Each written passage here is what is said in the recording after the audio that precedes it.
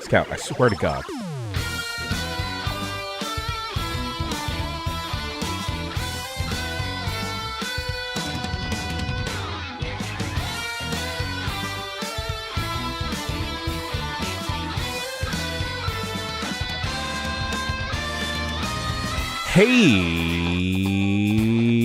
Hey, everybody, it's December 12th, 2023. How did we get this far so fast? Welcome to the Giant Bombcast, powered by NZXT. I am your host, Jan Ochoa.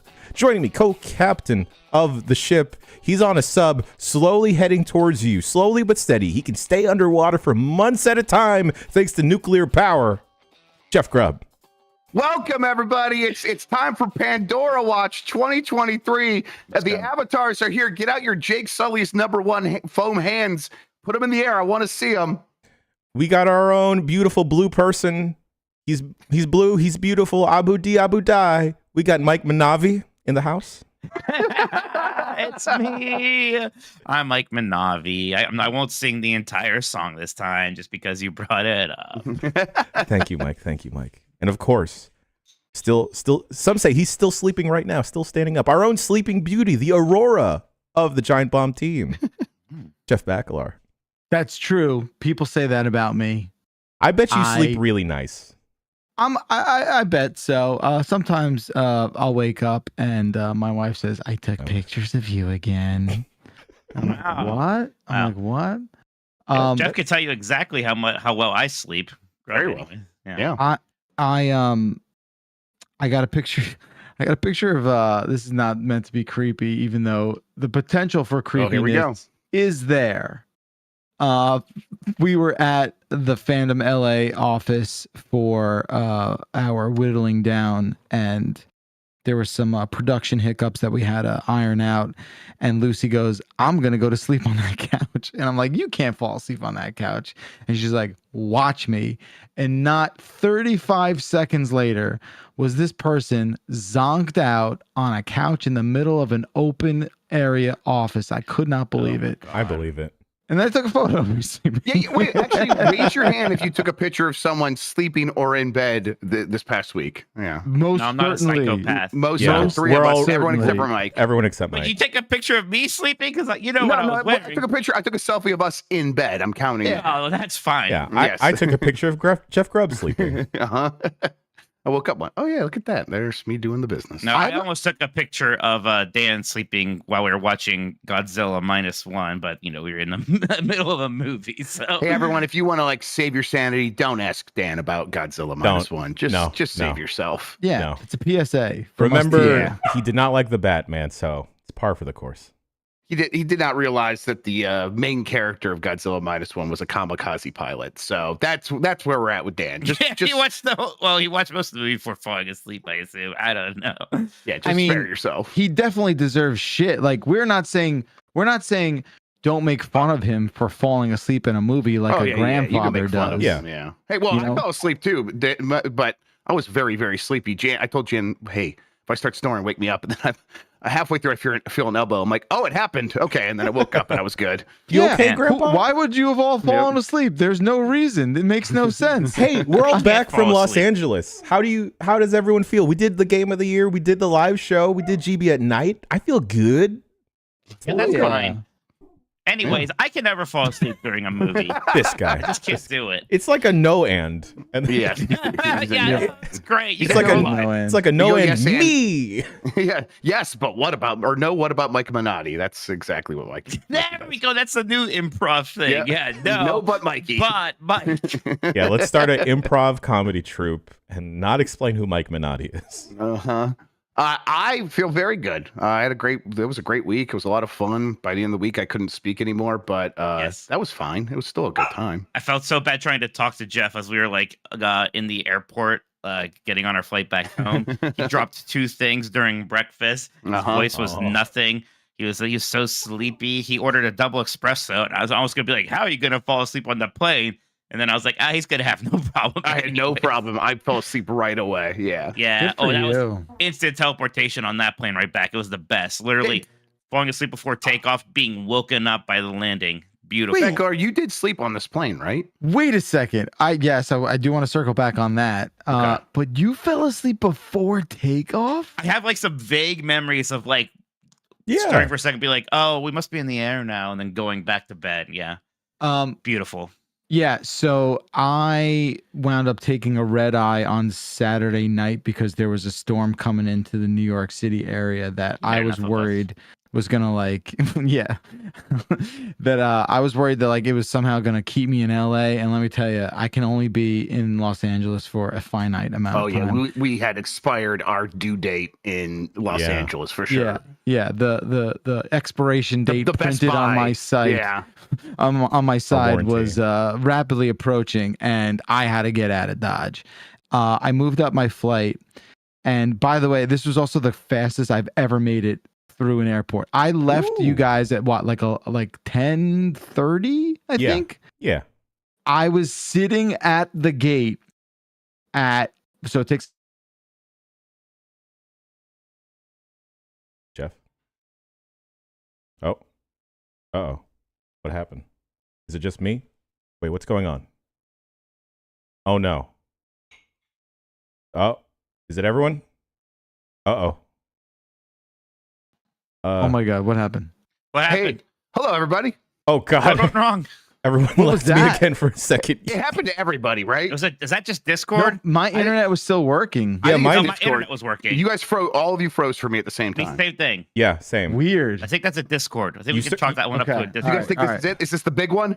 This is the big one. Well, I'm glad it could be with you guys. Come on, let's bring it in. Yeah. All right. Where was I? You got to the gate real early. It was incredible. Again. Have you ever gone to the TSA and you see nothing? Like, it was like that for Jeff and I, because we had a very early flight, so it was oh my God, also completely empty. It was very nice. I pre-check and I went through and I'm like, oh, I got through so fast. Like I just joked with Mike, you'll probably get through before me, but no, I'm like, no, I got pre-check and I turn around, he's like right there. So yeah. I like that you guys have to separate. That's pretty cool. Yeah, we had different classes. Yeah, I'm like, fuck off, sucker. Yeah, it was amazing. I had the whole row to myself on this flight, and you know, I did fall asleep for like good chunks at a time. It wasn't like a straight away because it was also a pretty turbulent flight, and I was just sort of like rocking back and forth in my own little spot. Also, yeah, it was fine. Like turbulence doesn't bother me. It's very normal. Right. But I just like couldn't.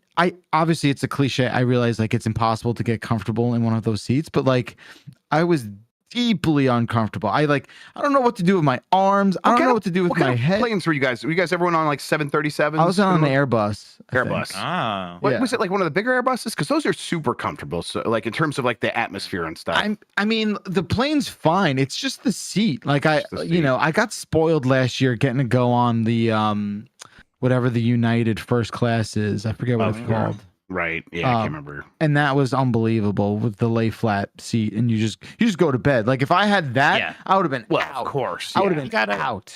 Yeah, I get one of those like neck pillows, and I get a window seat so I can lean against the side of the plane, and that's usually enough. Okay. I need advice. This already happened to me, but on the way down to Los Angeles, I put all of my stuff in the trays. They made me take out all the electronics, and then on one of my trays is a neck pillow that I didn't bring. It's not mine. It's suddenly there. And then I like hold it up and I'm looking around. It's like, is this yours? Is this yours? Is this yours? The TSA guy goes like, well, it's yours now, man. I'm like, you don't have a lost and found? I think they should take it anyways. I don't think it should be. I think that neck pillow is officially suspicious. Like, what right. is that for? Right. Yeah. And then like when I asked about a lost and found, he just went, and then he like lumbered away. I'm like, okay, sorry. I'm gonna put this in the middle here so everyone can see, and then I'm gonna walk away. Should I have taken it or thrown it in the trash? I don't know. The lost and found's only for the guns and knives, I guess. Okay. That's right. Yeah. I think I've left something on a plane once, and then they like went and got it for me. Oh wow! They wouldn't let me go back in. That was a long time ago. But yeah, I can't imagine it's worth anyone's time to have like a real lost and found. That plane's going places. Just that's someone else's responsibility now. I don't know about you guys, but I do have a lot of anxiety when I go through like TSA stuff. Mostly like, oh, did I forget an electronic in my bag? Sure, yeah. Are they going to find something on me because they always swab me every single time? Weird. Great, they don't do that to me. Yeah. I don't know. The only time they did that to me is when I actually did forget a knife in my bag. And they're like, we're just going to check it real quick. And then they almost gave it back to me. And someone's like, no, we can't do that. Trustworthy. This seems like a swell guy. Like they did the Family Guy thing of like, look at the shade of light. Yeah. It's like, trustworthy. I do have in my bag still, and have for the last few times I've flown, a little multi-tool like credit card thing. Sure. And it's got like ridges, and on the X-ray I could see it. It always looks like it's got serrated edges, so it looks like a knife. And they're like, always like, and I like look at them like, you could just look at it real quick. And as soon as I say that, they're like, oh, whatever, okay, just let it through. And yeah, but I have not been stopped in quite some time. But I had the most anxiety this time going back home because John Luke and I were in the same flight, so we decided to roll together. But John Luke took the Ichiban and Kiryu cardboard cutouts. I saw he got those. Yeah. And then the whole time I'm looking at them, I'm like, are you nervous at all? Like, what if they make us throw it away? Like, we lugged it all here. And the whole time, bless John Luke. John Luke is the calmest person in the world. They were like, no, it's fine. It's cool. I'm like, do you want to check it in? Nah, it's fine. I'm like, oh, okay. Do you want to check in one of your bags so you can just hold on to the cardboard cutouts? Nah. So we get through security, and then like, you know, like here I am throwing out all of my stuff onto the trays. I'm looking at John Luke. You're going to try and stick it onto the tray? Nah. John Luke just hands it to the person at the TSA, and then we watch TSA like gently swab Ichiban's face. And then Kiryu's face. And then like gives us the green light. The fuck are they swabbing? Explosive Ichiban. What the fuck are they doing? I don't know. He is in organized crime. Yeah, he's a part of the Yakuza. But like, it's paper. It's cardboard. What if it's like lethal cardboard? What do you mean? You ever get a nasty paper cut from opening a box? I guess that's dangerous. What if it was soaked in kerosene?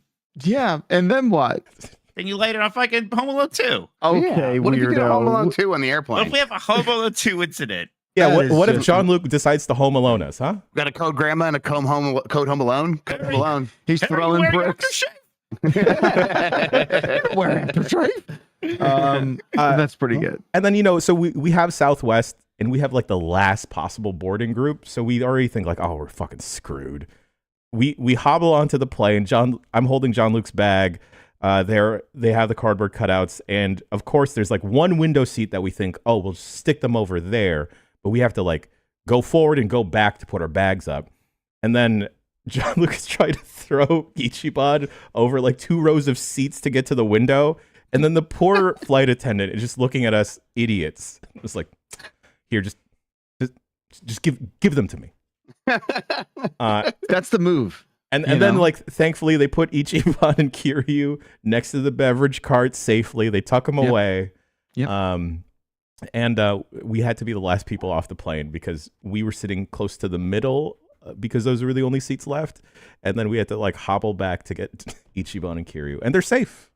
That's worth it, though, right? Yeah. Like, it's totally worth it. And I first off, we should tell everyone, like, there was an attempt to ship these back through FedEx, yeah. And someone came back with a quote of like, was it $400? Dan Rker said that they got quoted $400 to ship them. There's no way that's how much that cost. Yeah, but fine. It's just the Christmas awkward time. shape. Yeah. I guess. Christmas time doesn't help. No, that definitely. But like, that's the move, right? And you guys were maybe even more casual about it. I feel like you get on that plane and you just like find what appears to be the nicest flight attendant, and you're just like, hey, can you help me out here? I'll take care of you. How do you find the nicest flight attendant? You judge them by their appearance? No, you judge them. Here's what you judge them by. No, you judge them by the greeting you get when you walk on the plane. Yeah. And then you find your mark. Yeah. Right? The nicest flight attendants are actually like angels. Yes. Like, have you ever had one that like saved your life? Like I had a bad throat thing coming back from Iceland because I drank too much Pepsi Max, and I was like, "We don't listen." Never mind. What sentence? What sentence? Go ahead. It's the truth. I would never lie to you guys. I was like, I don't think I could swallow anymore. I need water so bad, and it was like that was not happening yet. So I walked up to she like looked like an angel. I'm like, please. She's like, Just give it a second. I'll get it. And like she comes and hands me like 5 minutes later a full giant bottle of Icelandic water, and it saved my life. It was the best. One flight attendant saved my life once because, you know, of my debilitating addiction to coffee. I needed a cup on the plane. And then she puts her hand on my shoulder and says, looks me in the eyes, says, honey, you do not ever want airplane coffee. Yeah. And that put enough fear in me to wake me up. There you go. Yeah. Oh, that was a fun week. Yeah. Apparently everyone does, like in Los Angeles, they like leave town throughout all of December because no one's from Los Angeles. So they all go home. I guess I did kind of notice that by the end of the weekend. And I guess that's why LAX was a little bit slower, is because most people had already left. They'd already been gone for a week. Can't imagine why. You want to be leaving Los Angeles, I feel like, for the most part, as much as you can. That's as much no as one wants to do can. Christmas in Los Angeles. Yeah, unless you're a Shane Black movie. Yeah, unless you're a delusional asshole. It can't exist in that very warm city. That's right.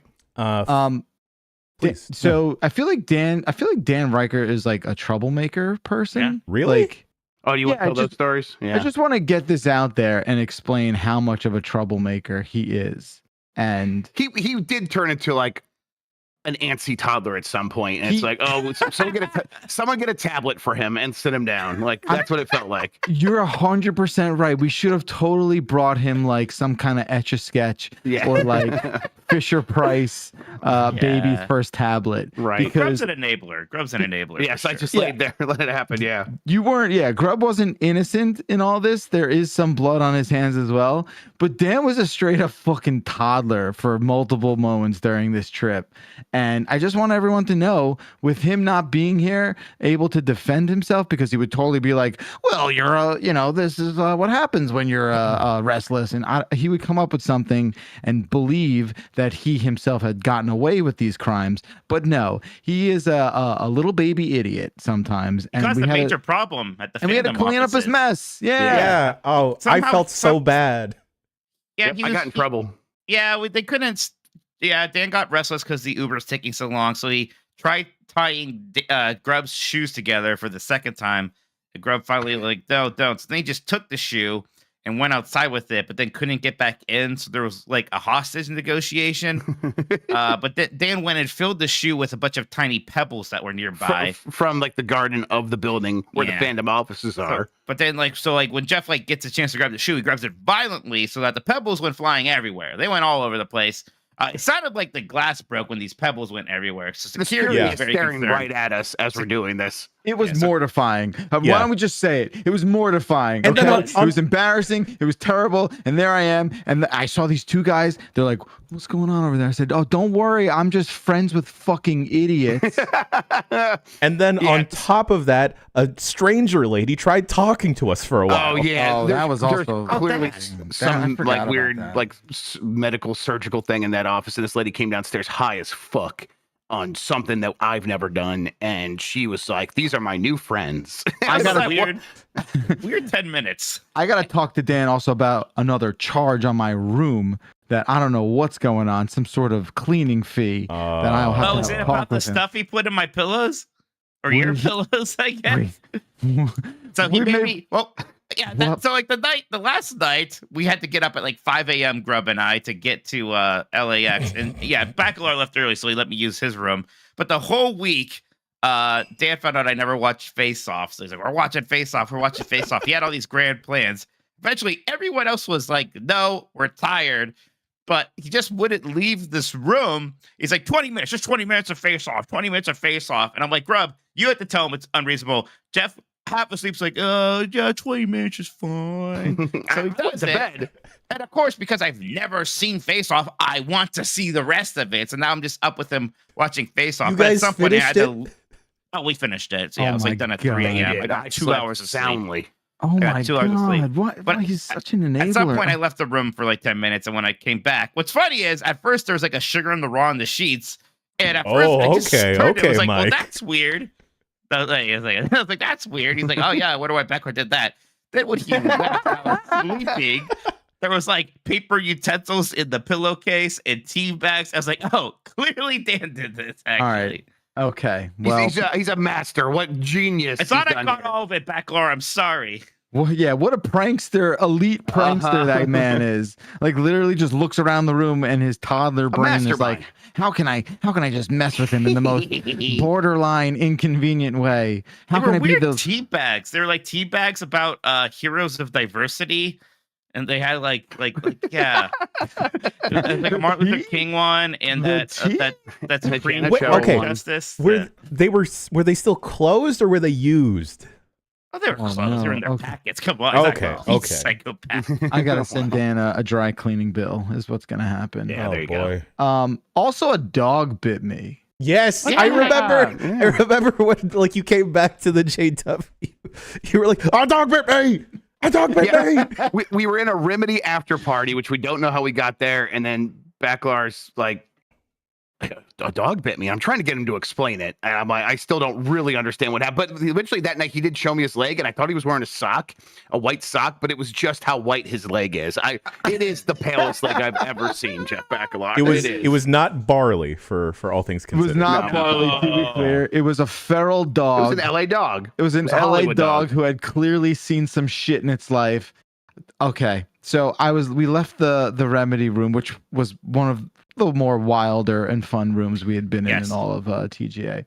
So we're getting back, and I went by myself. I guess I was trying to meet you guys, right? Who I believe you guys were at like a Twitch thing or something, right? With Mary, Yes. right? Yeah, there's a lot of hopping back and forth between the Fig and the JW. Right.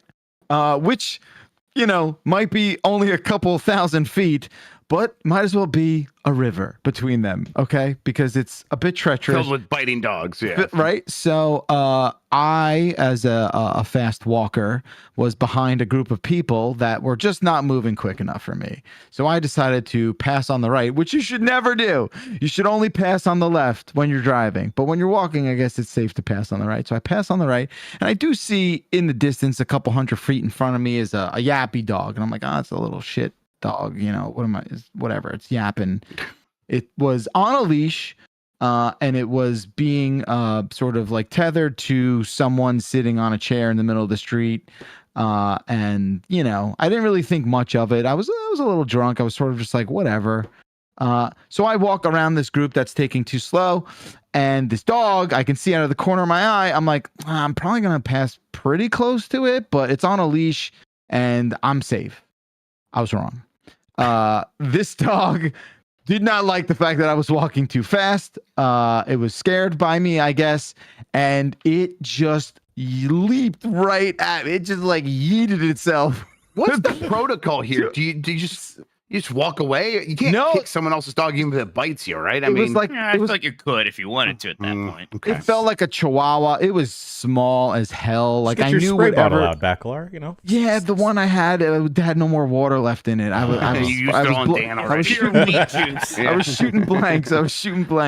So this thing lunges at my jeans, and it definitely like nipped me. Like I felt the teeth on my skin, and I was like, oh, like this. And I did one of those like, I didn't kick it. I didn't kick it because even in that moment of passion and fear, I did not choose to kick the dog. You were stronger. I was stronger. I was better. I was the better animal in that situation. You and the dog, you were better, slightly, yes. And I fucking just like lunged my foot away, and it just broke its grip. But there I am, and I'm like, what the fuck, dog? Like, why'd you do that? And then I'm like, oh, this dog probably has like a terrible life. And I just, I get it. It's fine. Did the owner say anything? Did they even notice? Well, I don't think the owner was very concerned about what his dog was doing. Cool. This was not a favorable environment at all for anyone involved. Sure. Let's just leave it at that. And, the dog was eating out of a styrofoam tray of some sort. And then saw my leg and thought that maybe that's tastier than what I got in front of me. Possibility. And so it like, you know, it clenched on for a second. And then for a second, I'm like walking back and I'm like, oh man, that kind of hurts. I hope it didn't break skin. I hope I'm not bleeding now from a wild street dog that I will probably have to go to the hospital for at some point. So I got back to the fig and I like lifted up my thing, and sure enough, there was no broken skin, so we can laugh about this instead of mourning my ravenous death. Yeah, you're like, water just doesn't sound very good today. Huh. Yeah, but it was pretty fucked up. I was pretty mad at the whole situation, but I did kind of shrug it off in a way that we're very proud of you. It's very mature of you.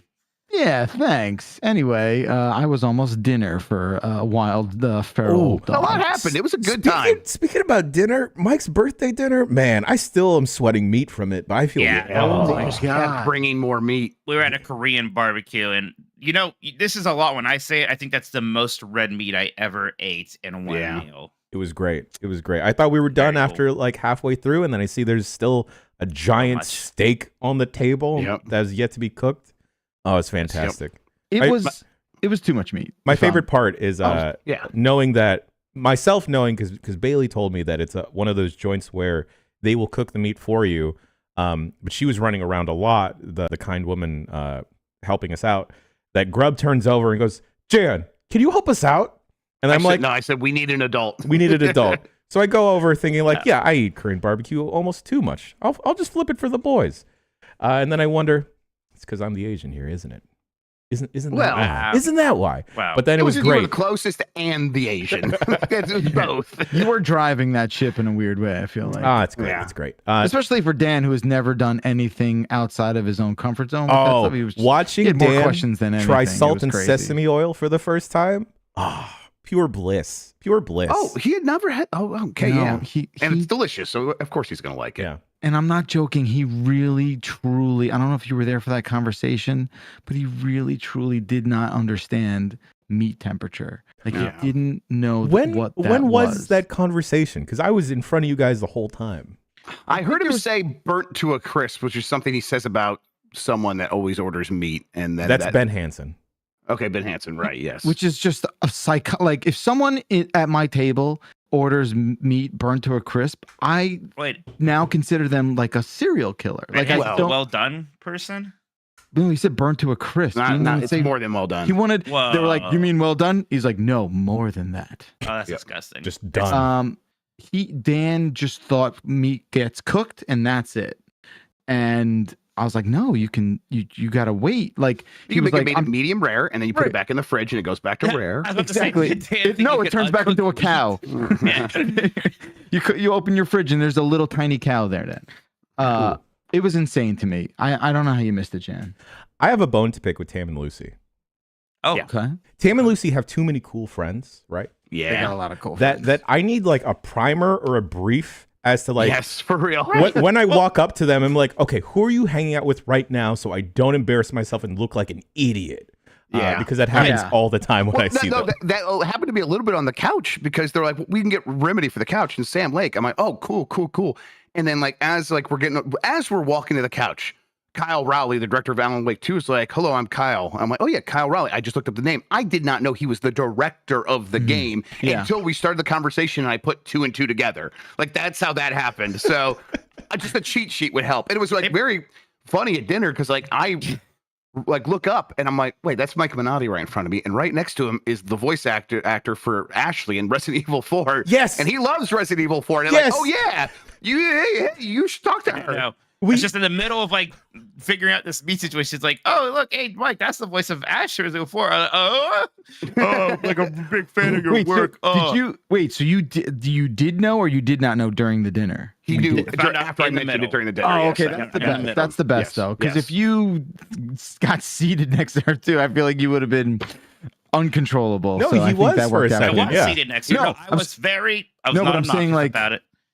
I feel like you would have. Actually, you know what? You're able to keep it. You're able to be like. He was a cool cucumber. Totally. Ask a million questions like, so like, is Leon cool? Like, hey, remember in the game when? I thought that was neat. Did they throw you in a dumpster to hide while you're doing those lines? Good times. Yeah, they know a lot of cool people, and I agree, Grub. There were many times where I was like having, because I'll just introduce myself to people, but I don't tell them what I do. So I'm just like, oh, hey, I'm Jeff, and we just start talking about everything but video games and everything but what we're doing. Mm-hmm. And most of those, obviously I know who Sam Lake is, but most of those Remedy guys, I just, I didn't know. And I feel like there was the first night we were talking for like an hour at the pool, and then we all left, and I was like, those are nice dudes. That's every time after I hang out with Tam and Lucy. It's Tam and Lucy's fault. They they're too cool. They're too cool. I did end up having a very long conversation with Kyle Rowley, and now I'm like, you're my friend. Yeah, Kyle, super cool dude. He's Tom the over sweetest there, man. Really cool cats. He was like, oh yeah, Mike, you like the knife parry in Resident Evil 4. Like he was like that. Like, oh, okay, you like listen. He watches the content. Yeah, it was very very nice. It was very sweet. Very good evening, sweet. lots of good times. Really great trip. Fantastic segments on the couch, Grub. Like masterful work organizing, masterful, all that stuff. Thanks, guys. Yeah, it was. I mean, a lot of fun. It was like always. Everyone makes it super easy because they know what to do. Get on there, start talking, and they make it very easy for me. But it was a good time. It's always great to like get into the in between segments, and I'm like taking a breather, making sure I remember who's coming up next. I look at the monitor of like what's happening out in the party, and it was hopping at points that night. It was nuts out there. It was fun. Yeah, lots of very people cool. showed up. I was about to suplex a person at one point, but we don't need to get into that. Right. Sorry. I cleared off a whole table, put thumbtacks and barbed wire on it, but it never got used. Right. Next time. Tragically. Yeah. Yeah. Can you imagine? Show, that happened. The live show happened. Oh my God. I think my cake. There was a cake on my face at some point. It got you stabbed it. I didn't see that. Was that a fever dream? My children were scared of that thing. Yeah. Like, we will not eat Uncle Mikey. Can I just say, like, I obviously knew about the cake. I knew what was going on, but until I actually saw it get cut in half, none of us were prepared for that. No. I was deeply upset by it. It's similar to the way where like you see a lobster get thrown into a pot. Like I had that reaction where I almost couldn't even look at it. It's something like primordial in our guts. That's just like, I should not be, whatever this is, it shouldn't be happening. I ate a ton of that cake. It was I didn't more of it than anybody. I didn't like cake. Yeah. Pretty good. It bothered me a lot. For the most I part. felt pretty good. I was like, Funfetti's got to be the one cake that Mike would be down with. You were correct. You are correct. That was flavor. A friend of Chef Bob. Shouts out to Chef Bob for linking us up with Fat Lemon SD. Yes, down in San Diego. Oh my Pretty God. cool. Pretty freaking cool. Like if you go to their they go HD. if you Why were go the to their toenails jaundiced? Yeah, like the attention to detail in certain parts of it were like there was like weird shading on it too, where you're just like the flesh color on the feet was the most messed up part. When no one was looking, I got up like real nose to nose with it, and I just wanted to make sure it wasn't alive. Like I just had to be like, hey, like that. And it turns out it was a cake, but still. One of the best parts is that they had never seen RoboCop until then either.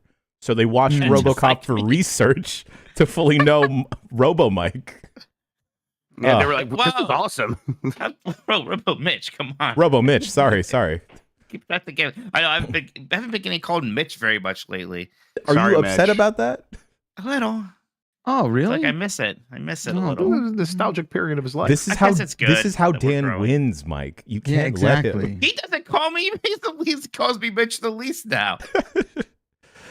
Yeah, I guess it's played out or something. I don't know. I do want to thank everyone who came out to that show. Yes. There were tons of people who flew, which just blows my actual mind. Yes. So you are unbelievably special to us.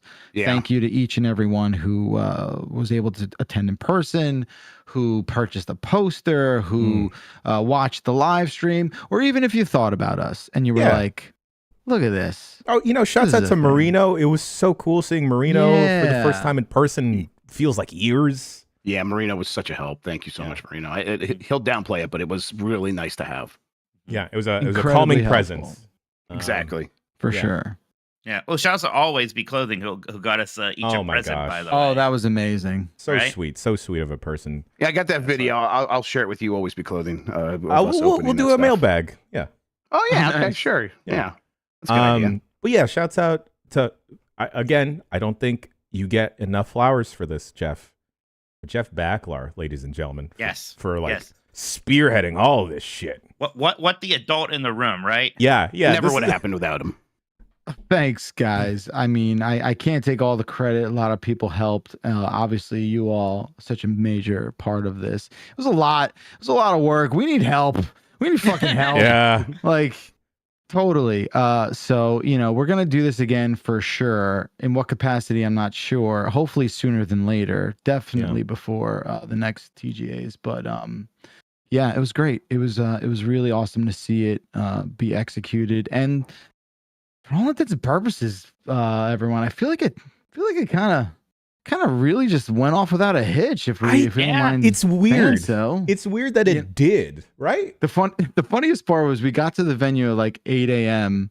and you go in and like there's people who work at the venue. They're starting to get set, and Jan and I are looking at the big open floor, and we're like, all right, so there are going to be chairs, right? There are going to be chairs here. Like the chairs question was like a real thing up until the last minute. Because I feel like I willed it into reality where like two days prior, I'm just like, hey guys, I'm just going to say this because it's on my mind. I don't think it's anything to worry about, but there's a part of me that's slightly worried that there's not going to be seats in this thing. And I don't know what I'm basing it on. It's just a vibe, just a little intuition, but it's enough where I want to say something out loud. Just so at the very least, there's like evidence of me caring about this thing.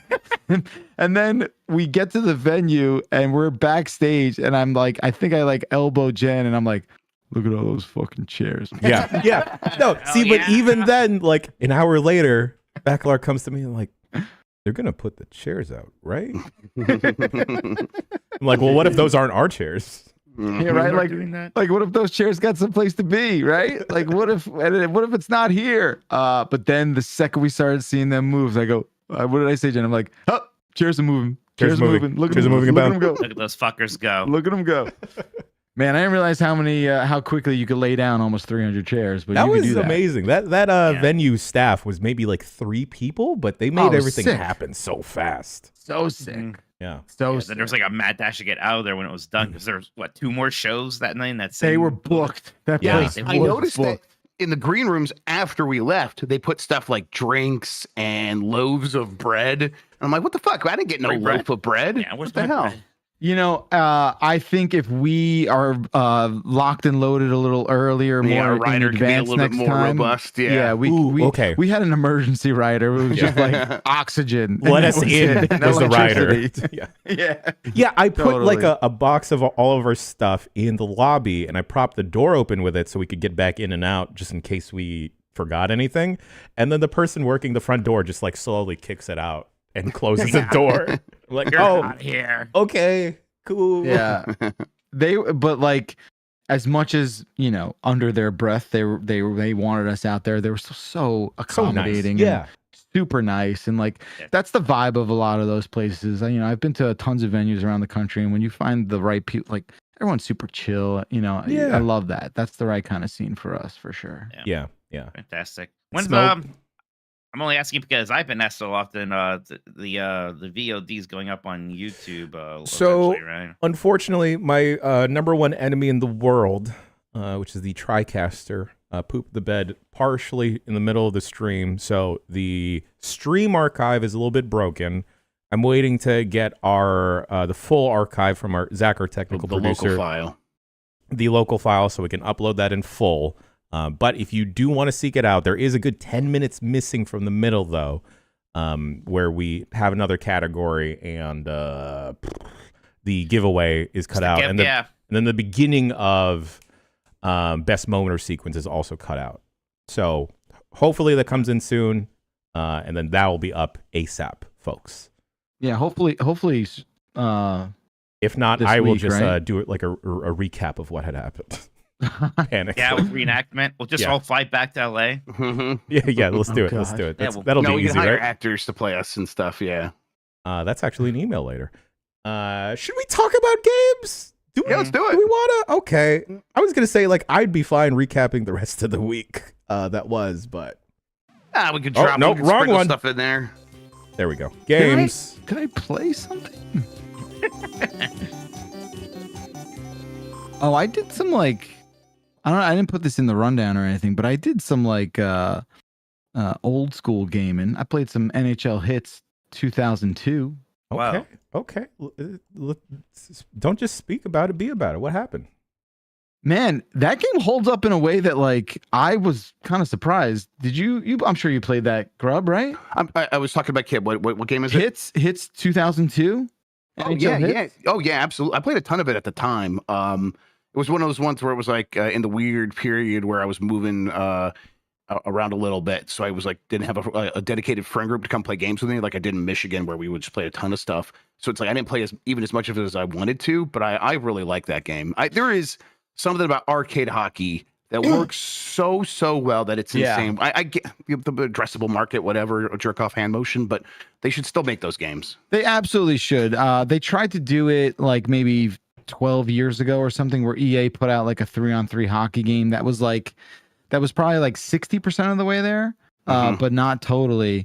Yeah, that mode is okay. The craziest part of NHL Hits is that I think the puck, there's something more realistic about the way the puck reacts in that game than like what NHL 24 is doing. Oh boy. Like, I can't really describe it. It's more like a deflection, like a more organic kind of like deflection sort of response to it. Either way, I thought I was going to fire this game up and be like, well, this shit has aged. And like, yeah, it's I mean, it's a 22-year-old game, right? So you're looking at like character models that are just of that era, but you know like what? 25 polygons. Yeah, but they look fucking good. Like Scott Stevens looks like Scott Stevens, and there's no real illusion that you have to kind of believe there. And the gameplay's great. I think the only thing that I would criticize it from the position of contemporary gaming is just like there's just not that many things you can do in your arsenal of moves. Like you can only do so many things with like trick skating and playing. The bulk of this game is like setting up the right one-timers to score, and that's really it. And that's what that game kind of is. And obviously the over-the-top checking and whatnot. If you made this game again now and like gave everyone a whole laundry list of like abilities, it would be like who? I realize no one plays hockey. I realize no one buys NHL 24 outside of Canada. I realize this. But like selfishly, I don't know. Figure it out. Like I don't know how it's just not going to get done, right? Like from a strictly business point of view, like a modern version of this is just never going to happen, and there's nothing we can do. Would you like an arcadey indie hockey game, Backlar? Would that scratch that itch? Or do you need like the current players? Does that matter at all? I'm not precious about that at all. Like if you give me like a Mutant League version of this, I don't care what it is. I just want like good hockey action. Like I don't care if it's Jack Hughes. Like I want it. I just, just do it. Just give me that play. I don't care about the license. I don't care about the NHLPA. Just like give me the action. I thought Tape to Tape was gonna scratch that itch, and that game's fun. I had a good time with it, but I just think like the hockey action, the chops are not necessarily there. And it's fine. Like it was a cool idea, that game, and haven't really gone back to it too much, but I want this. I want strictly the hockey over the top arcade action. And the fact that the best version of that is 21 years old and in no way is ever going to get done again for any foreseeable future is a bit of a bummer. Yeah, it's the things we've lost as gaming's gotten more like higher fidelity. Where it's like we lived in a world once where Nintendo made hockey games. Yeah, like in Japan they made ice hockey. It's like that was a pretty cool world to live in, where anyone was just like, yeah, well, it costs $5 to make this game. Of course we'll do that.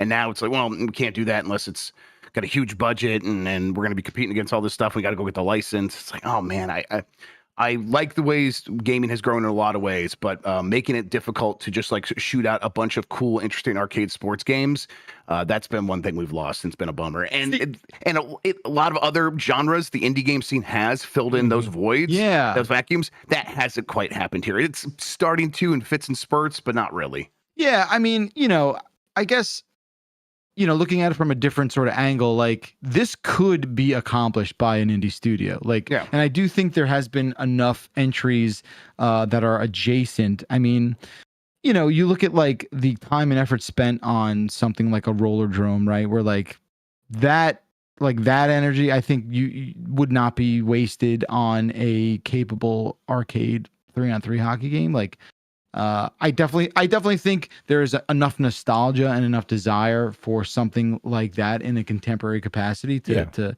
get made for by an indie outfit and be successful. But yeah, I don't know. Maybe I'll just have to put the money together and figure it out. And do it yourself. Like Robo-Dunk, right? I know Tam was really high on Robo-Dunk. And that's as close to a modern NBA Jam, right? Because they just jump to space. Mm-hmm. Yeah, it's not impossible. It's not impossible. I blame these two for the game that I wound up playing as soon as I got home yesterday. And I thought I had my personal top 10 all set in concrete. Wow. I started to draft everything up, and then, I was thinking like, okay, cool. Like if there was time for a stupid Jan monologue, this would have been here. This would have been there. Maybe that. I would have taken the straps off for that game. But then, because these fuckers, plus Dan, just so passionate about these little freaks and these little dudes. My own, let's fucking go. The little freaks that I associate myself with. The ramen goblins plus Mike have infested my brain with these little freaks.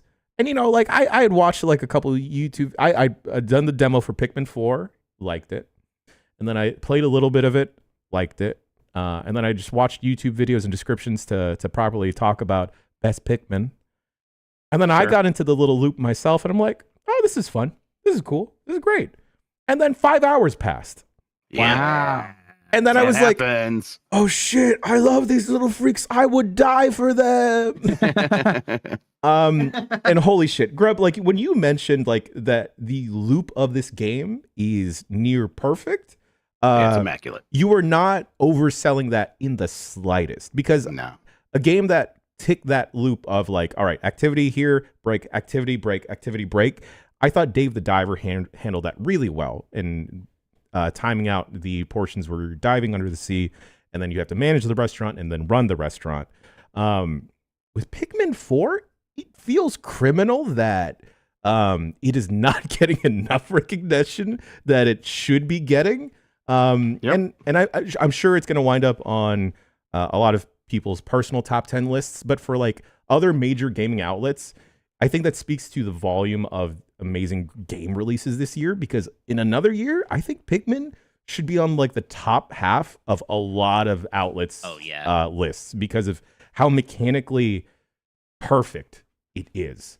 And I want folks to know this is my first Pikmin game other than like the Niantic mobile one, which is not the same at all, right? I mean, it was my first Pikmin game, really. I like tried the other ones in spurts and was always like, I think it's just not really for me. But Jeff's talked about how liking Pikmin so much, and I don't know, it came out at a pretty good time where I was just like, I needed something to play on my Switch. Now I'm gonna just really get into this. I'm gonna give it a really good try, even if the beginning is a little boring. It takes a little bit for the loop to get going. Mm-hmm. Once it gets going, it really was one of those, I'm gonna play this game like 5 hours every night until all of a sudden, oops, 100%ed it.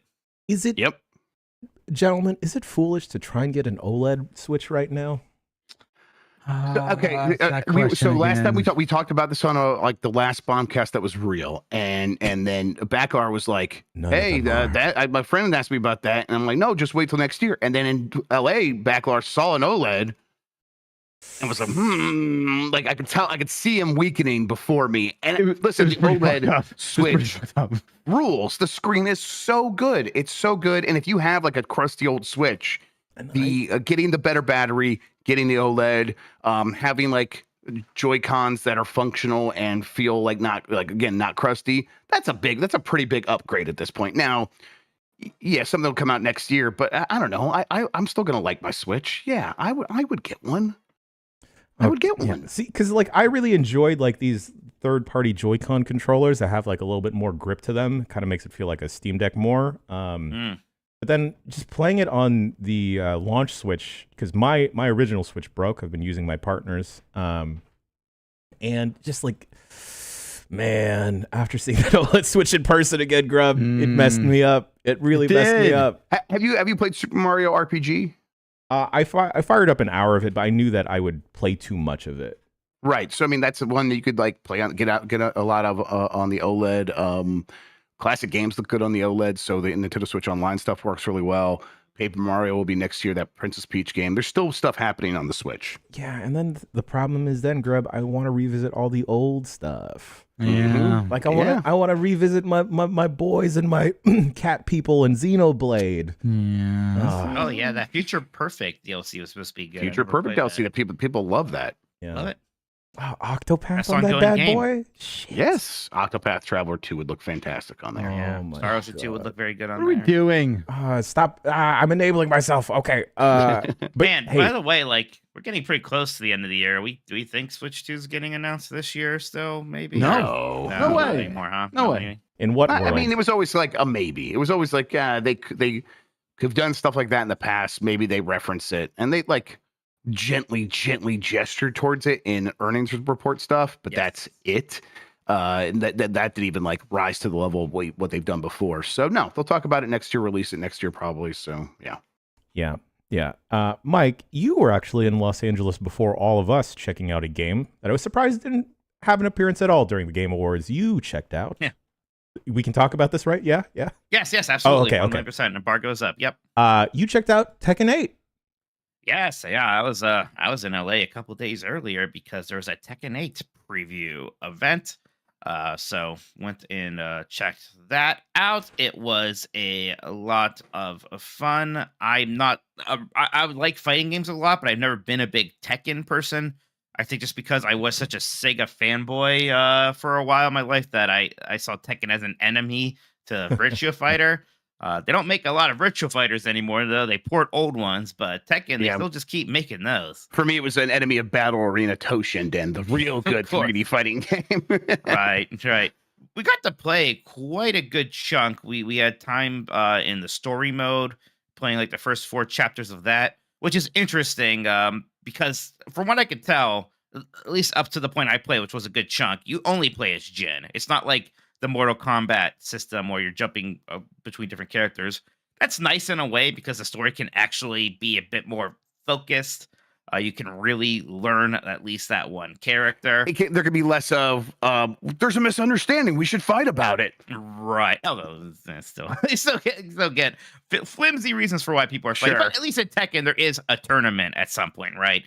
And the tournament does come back and all that. No story spoilers. Man, Tekken is so anime. I'm not an anime expert like Bacalar. Tekken is more anime than anime a lot of times. Like I'll be these the judge of cutscenes that. are the story is like the most just like, angry person, like talking about determination and like losing their power levels a bit, but like maybe they could find their power levels if they, I don't know, look in their heart or something, that kind of stuff. But production value's incredible. They do fun stuff where not just between the fights, even between the rounds, there's really cool like set piece animation moments. So that's a lot of fun. There's also a separate story mode where you make your little avatar person, right? You've probably seen that in the trailers. Kind of like what you do in Street Fighter, but a bit more, I don't know, like you're making your Microsoft Xbox avatar style there.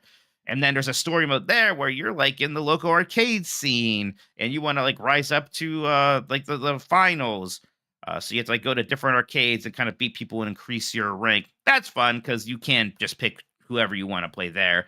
But there is still a story and it's funny. There's like the one guy who's like already a really serious Tekken 8 player. He's got an edgy haircut. And he's like, I see no real competition here. You people are playing Tekken for fun. And then your friend's like, I think people should be able to play Tekken however they want to. And the guy's like, you're not taking it seriously. And as somebody who plays Smash Bros. Without items and like stuff, I'm like, I kind of agree with the edgy haircut guy. Wow. Oh my God. Okay. But that's fun. They brought back some mode that I guess was another Tekken's called Tekken Ball, which is like volleyball with Tekken. Not like Dead or Alive, where they just literally made a volleyball game. But you like hit a ball and the ball accumulates all the damage it takes. And it gets transferred to a player if it either hits them without them blocking or lands in their half of the court. That's just a fun little thing. I remember that mode or something like it from past games. That's pretty cool. Yeah. Then, got to just mess around in training and stuff. The training was really good. Like, the move list wasn't just a move list. It would be like, here's how you do this move. And here's why this move is good. Like, this move is good against people who are blocking down, or this move is good to, like, initiate this kind of combo. So it was useful there. I got to play some people around there. Blessing was actually at this, who helped out at our event, but he was at the Tekken thing. So I got to do some one-on-ones with Blessing, some other people. Yeah, I was just immediately feeling it. I was focusing on one of the new characters, Reina, who seems to have some kind of connection to Heihachi from the previous games, and already was feeling comfortable enough with just that one character where I was having a lot of fun. So yeah, it was a good time. I got to talk to the producer and game director just a little bit, and I did ask them, like, hey, like, why do you guys think it's just you in this 3D fighting space? What happened to Virtua Fighter and Dead or Alive? Yeah. They don't really know, but they do say, like, they miss them just as much as anybody. They wish they had that competition. So especially with Sega bringing back all these franchises, and even doing Virtua Fighter 3 is another TB release of that. Boy, I hope that actually does come back in a meaningful way. Hey, fighting games are getting popular again. They sure are. If it's not there, maybe we'll just build that world, just like Jeff Grubb has been playing SteamWorld Build. Yeah. I don't think I talked about that. Hold on. Jeff Grubb, please tell me you don't like this game and that you hate it. So I don't also have to check this out. You don't have to check it out, but it's very good. God damn it. It is. It's condensed, so it's like it is within the scope where it's reasonable to be like, I'm going to sit down this and play through one campaign and just kind of see what it's about. They have different scenarios, but you can just pick one of the scenarios and go. It is very well done in terms of everything leads into another thing in a very clean way, and then sometimes it will lead into other things in a very big and messy way, but it like opens up all these possibilities where, okay, now I can build these 4 buildings and they're all interconnected, but if I get them all together, they will create one resource that now enables another building, like a good city builder should. And the way that they sort of keep you on your toes is you have multiple levels. There is the ground level game that is happening where you're building a city and you're getting all these resources and you're managing people's happiness, and you are taking residential buildings and then you're upgrading them a tier, so now they could be engineers, and you're upgrading them a tier, so now they could be like aristocrats and stuff. And if you have a certain number of those people, you get other kinds of buildings. All that stuff's really fun to manage, and it keeps you on this really good macro loop, as well as these small little micro loops that I'm really happy with. But then as you go down the sub-training levels, the game's a little bit different. It's almost like it's you explore, expand, and then you kind of have to do tower defense stuff, because you will, like on the second sub-training level, you'll begin pushing up against enemy characters, and they will attack your dudes down there. So you have to build people to gather the resources, but then also build people to defend those people. And it's like, okay, so you're managing these two things, and it's just like a good balance of, okay, I'm kind of at a wall here of what I could do up here, or I'm waiting for something to happen. I'll just go back downstairs. We'll see what's going on down there. I'll see if I can build a new tool I need now to get through the new kind of rock that I haven't been able to get through up to this point. Oh, I can. Oh, but that's leading me to this enemy zone. So now I need to prepare. I could see them. So before I knock down that wall, I should prepare. And like, let's get these bits and pieces in place to make sure that we're going to be safe, and make sure that we have enough resources overall that we can withstand whatever they send at us. And I find it super satisfying. It's very easy to understand, very easy to parse. I think this is both a good, hey, my first city sim, and also like a really deep one at the same time that has a lot going on. And I just love the SteamWorld aesthetic. There's like story elements that you can easily ignore. I've mostly been ignoring them. I don't care about them too much. No way. I know, right? But they do have a fun suggestion of, oh, we're going to be getting ourselves into space. And a lot of the other SteamWorld games do take place in space. So it's almost like, oh, this is the precursor civilization to that. So yeah, I like the game a lot. It's really well done. Spoilers for SteamWorld Dig 2, but didn't I go into space at the end of that one also? Yeah, probably. And then there's the SteamWorld Tactics game. I mean, probably. That's like your favorite game. You don't remember what happened? I remember what happens. I played it and it was fun. That's what happened, Mike. God. Grub, were you ever like a Warcraft or StarCraft guy? Not huge, no, but I was definitely a SimCity guy. Okay. Oh yeah. I played some Command and Conquer. But I never played much StarCraft or Warcraft. I played a little bit of StarCraft, but not a ton. Hear me out here. I've always been StarCraft curious. What if we do a TNT with StarCraft 2? Oh, yeah, let's fucking that's go. That's rough to just jump into. But StarCraft 64, let's go. There we go. Like I remember watching Norm from Tested play, and Brad play a lot of StarCraft 2 and thinking like, just writing notes of like, okay, yeah, this is what I'm going to do. I'm going to be an expert at this. And then I realized I didn't have a computer that could play StarCraft 2 at the time. Should we do StarCraft 2? Or there's like a remaster of the first one on Battle.net now, right? Yeah, we could fuck around and find out. We could try. We'll just kind of see what we're feeling at the time. But I like the idea of both. Yeah, I kind of want to do both. Okay. Oh man, see, what Jeff's talking about sounds like those Anno games that Ubisoft still makes, and like I want us to all be real big Anno people. But I do intend to find some time for Anno in my life, and I have been intending to do that for a while. But after the most recent bout that you had with it, Mike, I was like, okay, he's having a good time. I know I'll enjoy these games. So Anno's fun. Yes, really underrated. I'll probably get into some Anno here soon. Speaking about worlds, last game we have on the list here is a world that I desperately want to go to. Mike, Grub, tell me about Avatar. Oh boy. Yeah, the frontiers of Pandora. The people, they're blue and big, and boy, is that great. That actually is the best part about the game so far, is moving around as these big blue fuckers. They are, they make them feel tall right from the beginning because you're a Na'vi. You're not like a person in an Avatar body. You are a Na'vi, but you were raised by humans, and then like things go bad, and they're like, we're going to kill you. Because of Jake Sully. Did you pop when they said Jake Sully's name in the intro? Oh, who's that? I don't know any of the characters' names. Yeah, of course I did. No, I'm a human being with a pulse, Mike. Of course I popped. It's just you. It's just you guys. It is. No. Listen, Okay, look. I've done a tremendously unscientific study. Okay. Oh God. And I've come to find out, anecdotally and unscientifically, you lot are the only people I know. You literally sat next to Jake Baldino at the Game Awards, one of my fellow Na'vi freaks. Like, he didn't bring it up once. All Jake did. It's the first thing we brought up on the night show. Literally, the first thing anyone said other than me on the night show was, "I'm Jake Baldino and I want to talk about Avatar." All Jakey That's did. not even a work. That's what happened. Even Sam Lake said that. I'm Jake Baldino. Wait, Sam Lake. No. When the old Gods of Asgard came on, the two of us like wanted to stand, but like didn't because no one else was. But we were just like, "Yo, this is the part where if we're ever gonna stand at this show, it's gonna be right now." But then we had to sit, and then he grabbed my leg when the Sega remakes came out, and we bonded. And then we bonded.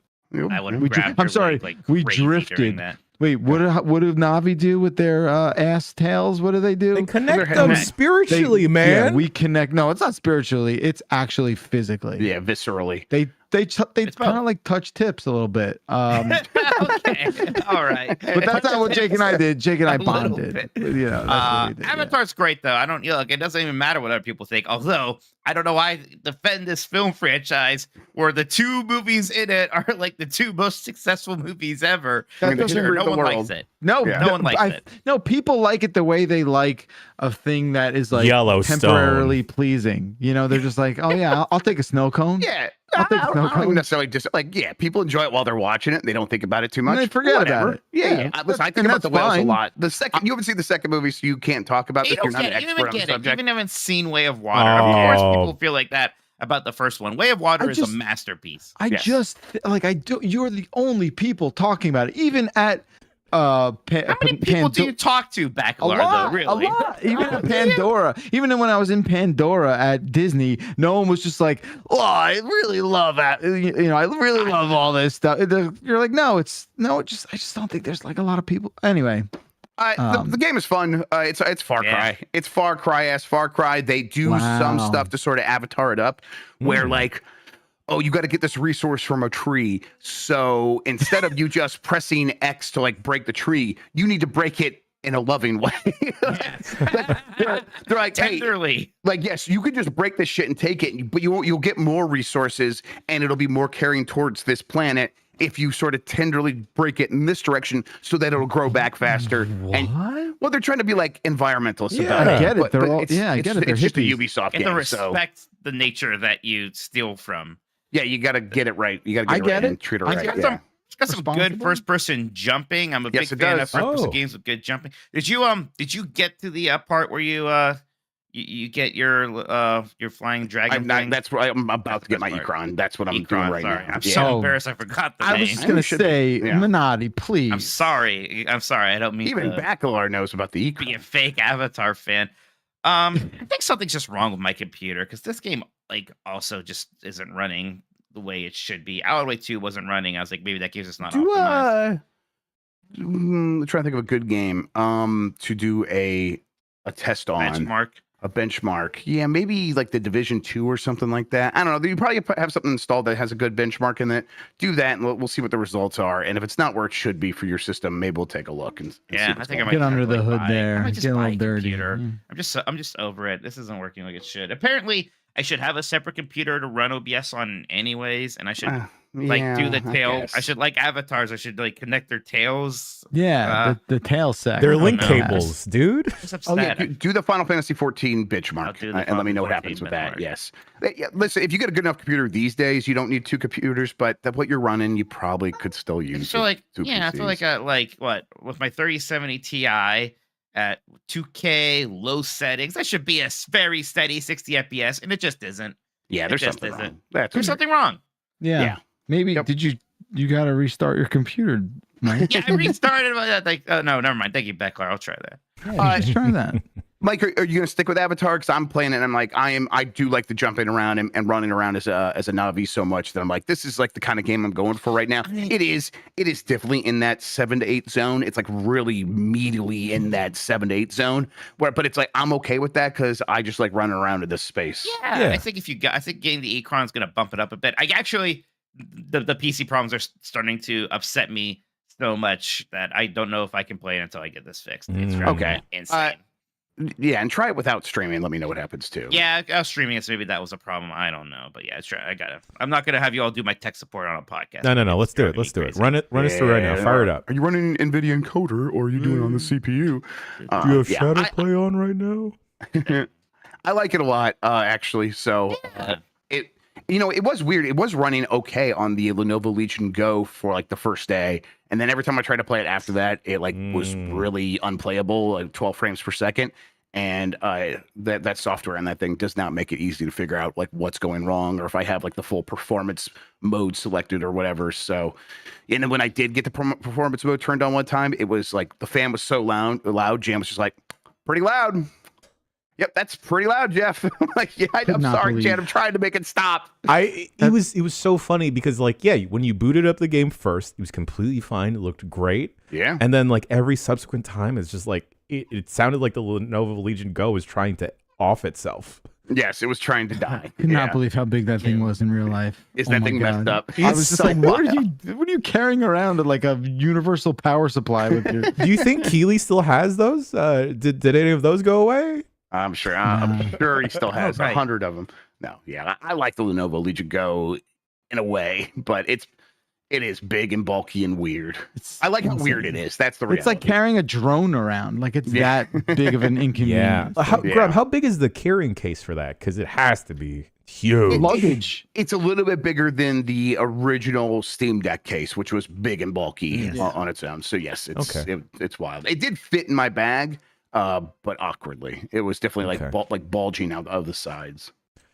Oh boy, I really thought every time we take one of these trips, I bring too many things. I need to scale back. Yeah. Like I thinned it out this year. I only brought the Switch and used it 0 times. Even that, like, You just want to be close to it. You just want to be close to it. I get it. I do need to at least have that as a security blanket, but I mean, we're so busy that by the time I go back, there is no downtime. And when I get to the room where maybe there's a little downtime, I just want to go to sleep. yeah, totally. I'm glad Cut I off the didn't. Jeff, go to bed. That's right. Yep. If only we could all be so lucky. Spoon. I wanted to bring the MetaQuest 3 while I was there, but like when would I have Oh, that you fucking fucking time? You're crazy. Oh my God. I did think about that too. Thank you. You guys are sickos. We are, and you know this. You're one of us. You're fucko sickos. Fuckos. I was gonna watch what's that Outside the Ring or Beyond the Ring or Tales from the Territories, that Hulu show, the Vice show about wrestling. I watched an episode of that, or I wanted to watch an episode of that in my MetaQuest 3 last night, and I couldn't get it because Hulu's not supported on there. I was like, I want to sit and just watch that in bed last night, and then, it didn't work out. But that thing. Well, folks, I think that's it for games this week. It's been a long last week flew by. I'd still love to continue talking about that. Maybe we'll talk about it some more on the dump truck or BCR this week. But I gotta go take another quick bricky break, and so does the show. And we'll be back with some news because the news did not stop. Yeah, it's we got still some news popping. this week. And the news goes on, ba-da-doom.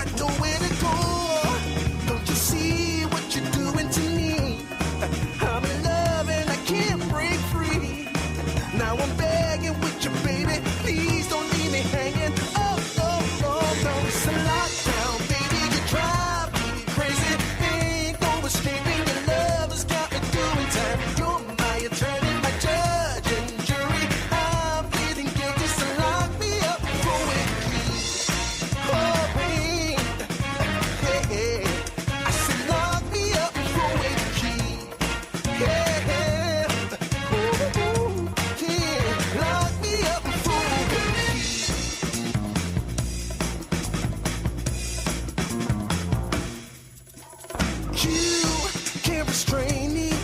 You can search me. I'll give it all up just to be with you. I'm so happy. Now you've got me. I'll surrender all my love to you. Don't you see what you're doing to me? I'm in love and I can't break free. Now I'm begging with you, baby. Please don't leave me hanging. Oh, oh, oh. It's a lockdown, baby. You drive me crazy. Ain't no escaping. Your love has got me doing time. You're my attorney, my judge and jury. I'm feeling guilty, so lock me up for with the key. Oh, oh, oh, yeah. I said lock me up for with the key. Yeah. Ooh, ooh, ooh. Lock me up for with the key.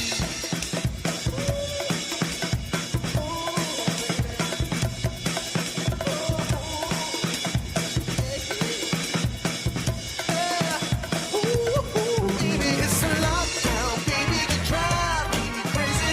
Ain't no escaping. Your love has got me doing time. You're my attorney, my judge and jury. I'm feeling guilty, so lock me up for with the key. You gotta take away the key, my baby. Lock me up for with the key. Keep me in there. Lock me up for with the key.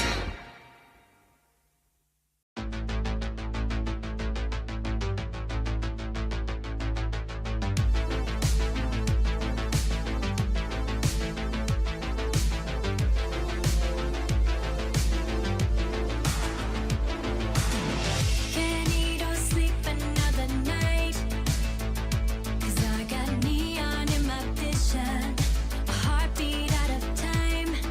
Take me back to where I recognize my mind. Oh, 'cause I wanna get another step ahead.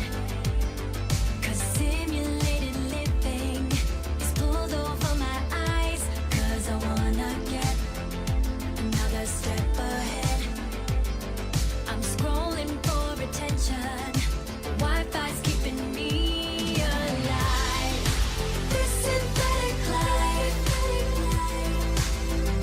I live my life online. The world around me just passes by. This synthetic life. I can't relax to stop the ride. So plug me into your brand new life.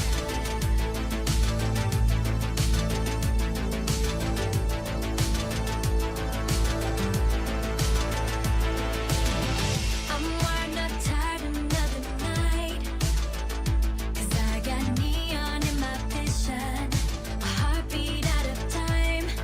Take me, 'cause the television's capturing my mind.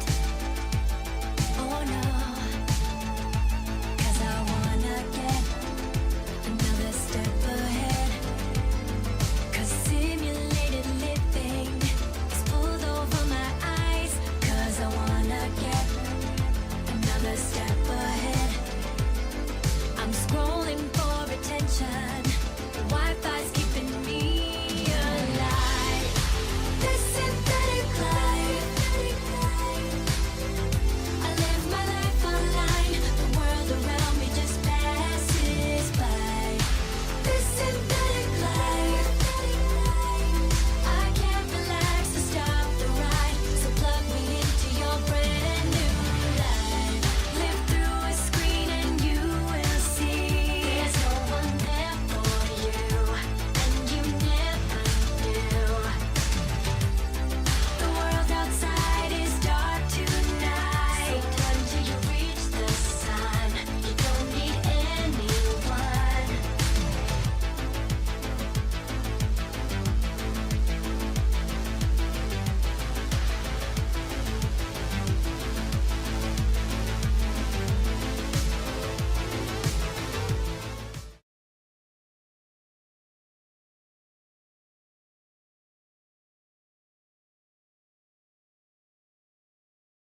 I think we'd be remiss if we didn't talk about this actual breaking news topic that happened last week.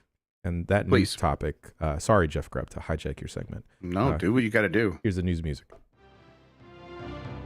Cool, now it's gone. Jeff Bakalar, what was your impressions and feelings upon meeting Michael Minotti for the first time? Oh, good question. Good question. I put a lot of stock into it. I was really. You were disappointed, is what you're leading. I didn't say that. Look, let me finish. It was going to be a religious experience, and it didn't quite meet those expectations. Didn't somebody record it? Yeah. I think. Did maybe Tam do it? I can't remember. I saw him from afar. I was like, oh, it's gonna happen now. Here it is. There he is. There's no avoiding it now. And he's got those like sort of high up shoulders and the kind of like, his posture is unmistakable. He's always dancing. There he is. Doing the Cuban shuffle. Afar. And like I assumed, he was going to be taller than I thought. And even though I was expecting a taller person, it still didn't believe it till I saw it. Everybody thinks I'm going to be short. And the embrace was hearty and heartfelt and warm. And I just kind of wanted to stay there in that moment for a while. It was great. Yeah, I've had better. I know, believe me, I'm a massive disappointment. Listen, there were multiple people throughout this trip. First, they did the whole did you lose weight thing, which has now become a terrible joke with me. And then they also did the someone actually did say to me wow, you look drastically different in real life than you do on Zoom. Yeah, I won't blow up this person's spot, but I didn't get that impression.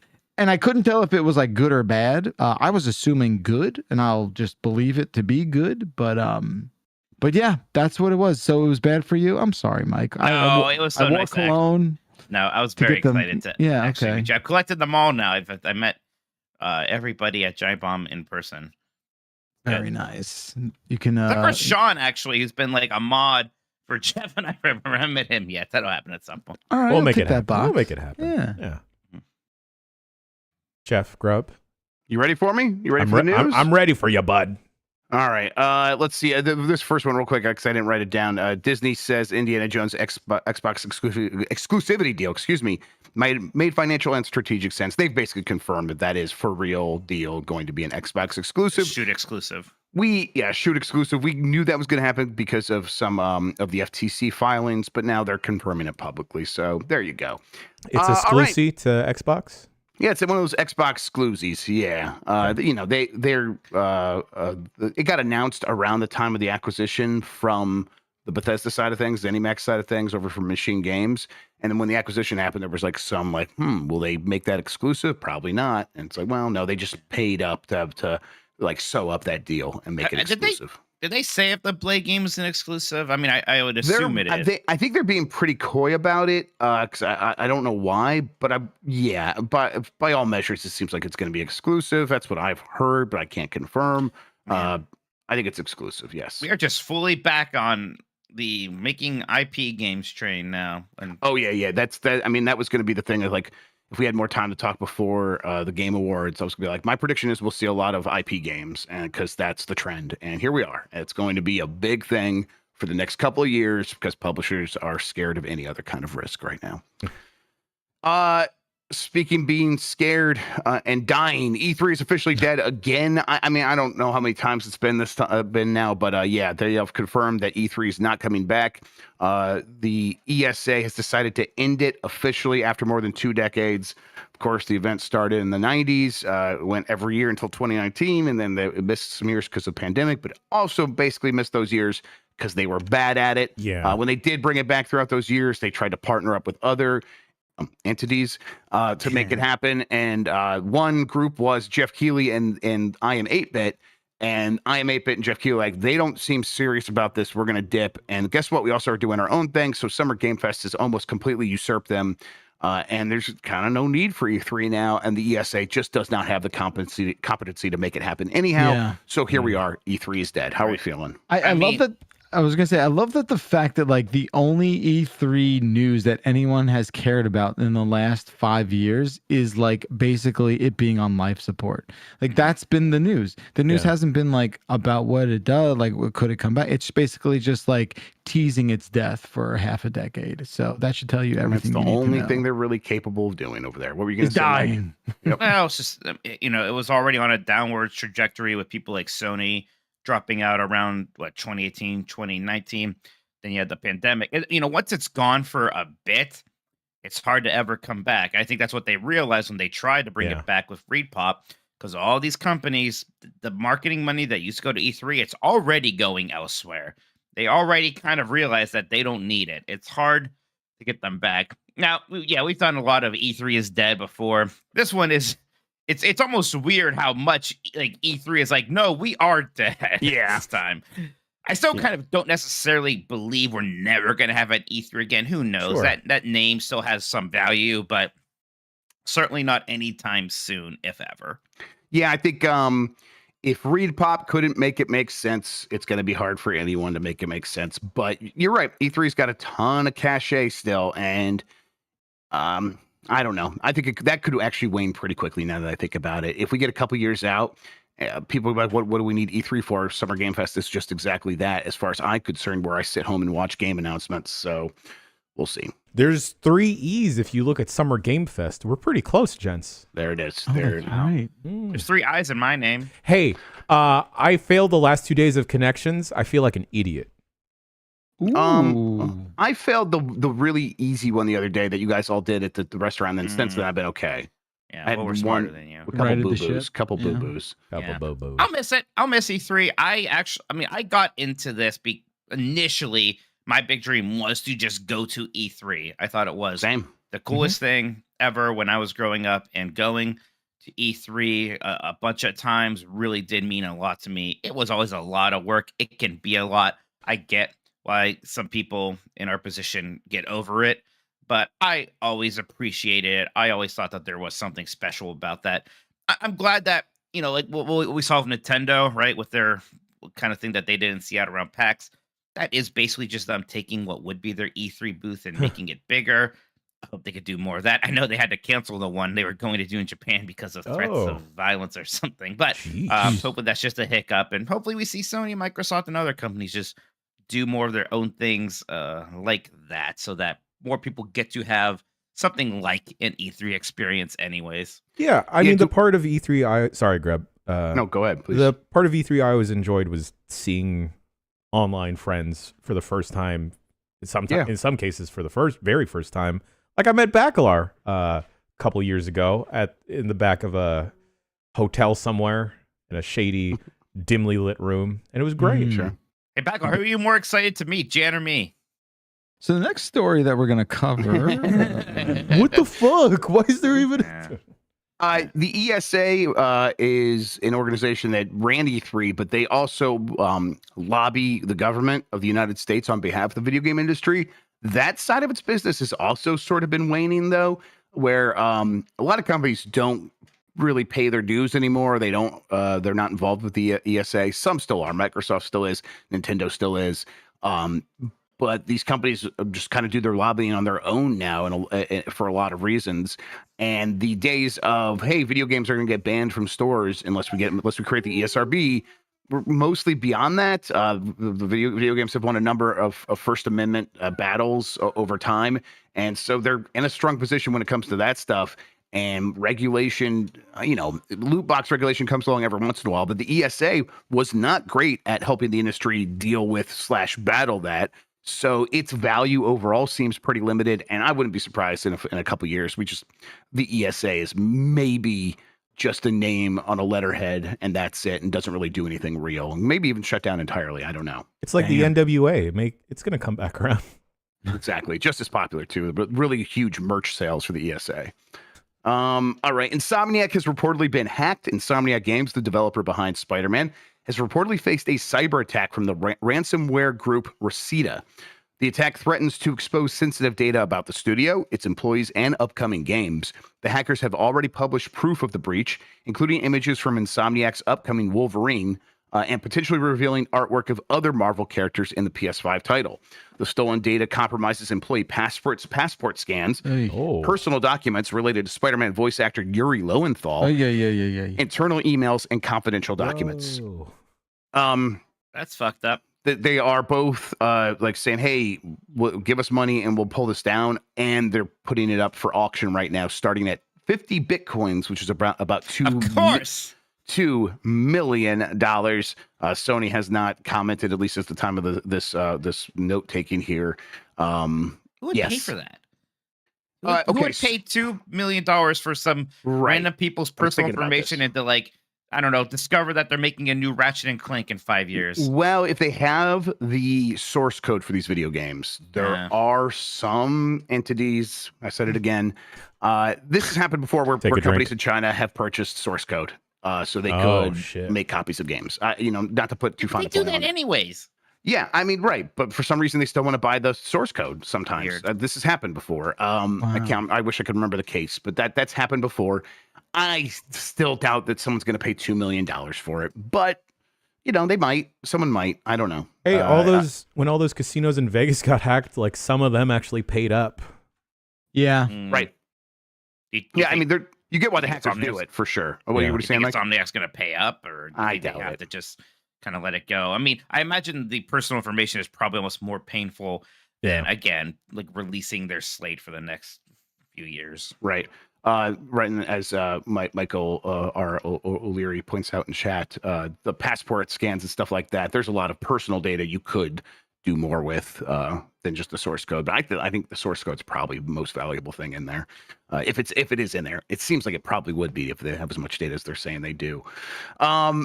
The day before, did you guys follow this at all? It happened while we were traveling. Yeah, a little bit. Seems like a absolute joy, huh? Yeah, so it's a bit of a kerfuffle. But I these are my notes because for me, I put this game immediately. The second we saw anything about it, this immediately went in that's not real. Like, that's nothing. I don't have to worry about that. That's just a bad game. I'm not going to give them my money. Turns out a lot of people did give them their money, though. The develop and that happened over this past week when it launched in early access as a extraction shooter, something the developers never said it was going to be. It's like a live service, a living multiplayer live service extraction shooter. Not a very good one. Almost nothing happens in the game. They just took a lot of assets from the store. Whatever. It's a bad game. Fantastic. The developer is shutting down, though, about 4 days after launching the game. Jeez. They said, hey, we're shutting down and we're going to use the money we got to pay off our debts. Not, hey, we're going to refund everybody. So that's where people are like, oh, they're taking the money and running. And maybe they are. But hey, if you bought this game, one, I don't get why you did that. But if you did, you're allowed to do with your money what you want. So if you did buy it and you played more than the 2 hours where Steam automatically gives you a refund, just open a ticket. Steam will refund you. I guarantee you they're going to refund you. Go get your money back and then sort of problem solved. My overall take of this, though, is that this is kind of the what makes gaming fun is that someone can do something as wild as this and put the game out on Steam. And people are like, I'll check this out. Like, this is one of the best years in gaming history. And people are still like, maybe I want to play the day before. Here, take $40 or whatever the fuck it was. Certain point, you got to be on the line a little bit yourself. You got to make good decisions here. Yeah. Right. And so I kind of like people are like, oh, so Steam should police this. I'm like, I think we we could tell from a distance what this game was. And then if you still want to try and maybe there's something there, I think it's on you. But also I think I get that because every once in a while a game does, there's a diamond in the rough or whatever. But I also think it's a little bit inspirational because if someone could look at these people who don't know what they're doing. They did put out a game that's basically a scam. What if it looks like it was easy for them? They just went on the asset store, put a bunch of packs together. What if I started doing that? And what's going to happen is it's like those bad mobile games where you see someone playing a mobile game poorly and it makes you want to go I could do better than that. I think that's what happens here.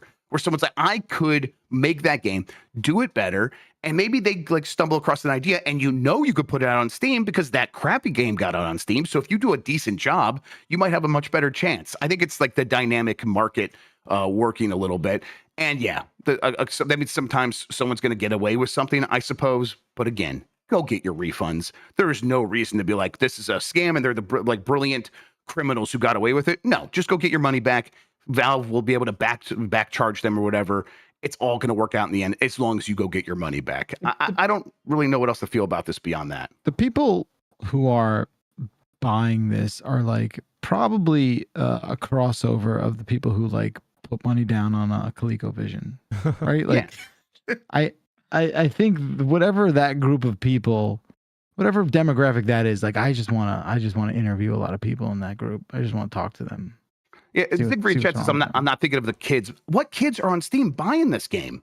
Yeah, and how are you buying stuff with a credit card when you're a kid without parents' supervision? Whatever. I'm sure that does happen, but go get your refunds. Go get People your refunds. are fucking dumb. They can't like suss out bullshit. They can't help themselves. Right. And if that can happen, but I don't think that rises to the level of we need Steam to protect us from ourselves. We can probably let these things through for the most part.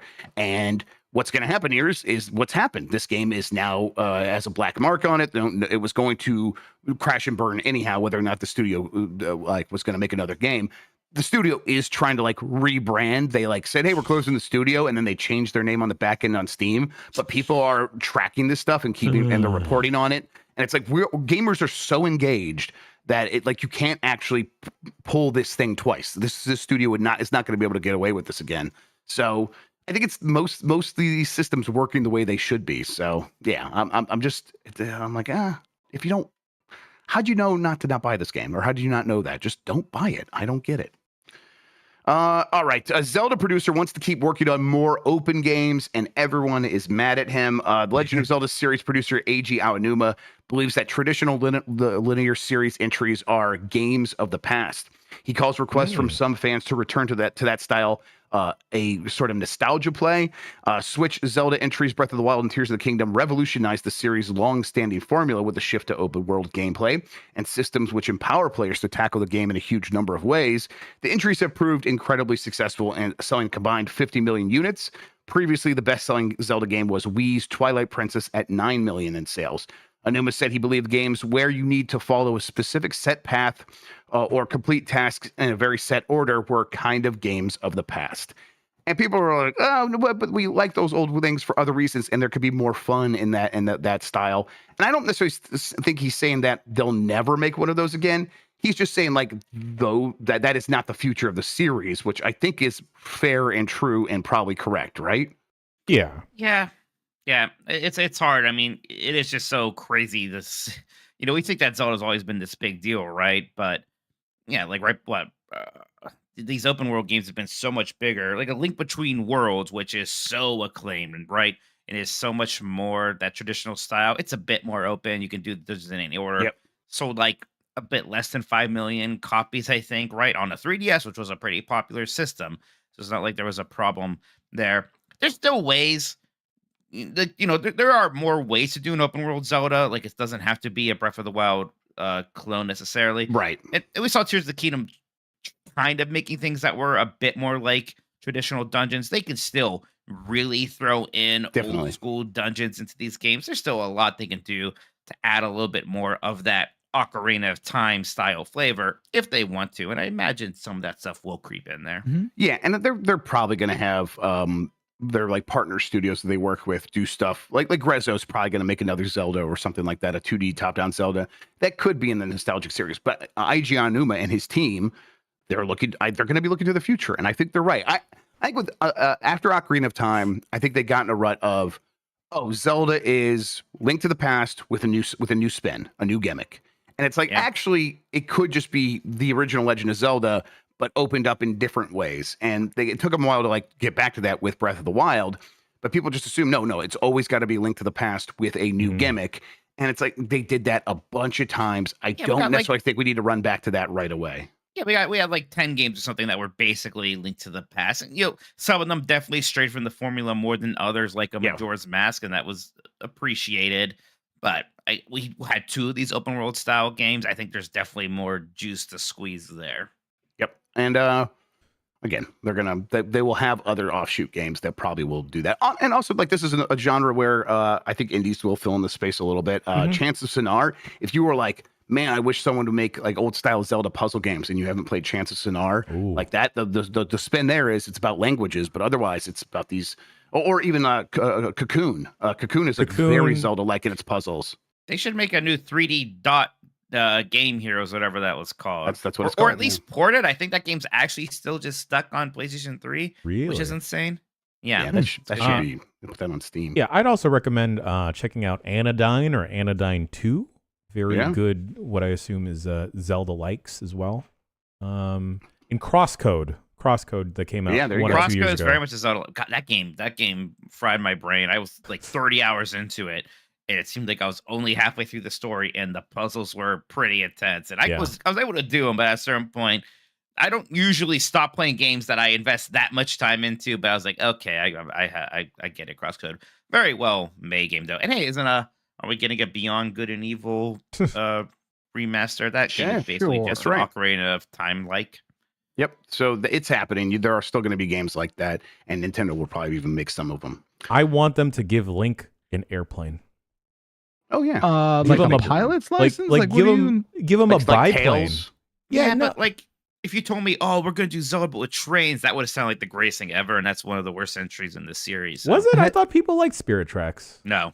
No? Has there ever You're been wrong. like a winterized Zelda? I know there's like winter lands that Zelda. There's that you awesome want Skyrim, but Zelda. Yeah, I think I want like winter sports Link. Like I think I want. You that. can snowboard in Breath of the Wild and Tears of the Kingdom. That's so true. Yeah. Oh, and there's that big snowy temple in Twilight Princess that was like one of the best dungeons ever. Like that. It was like that Yeti's house or whatever. Remember? It's great.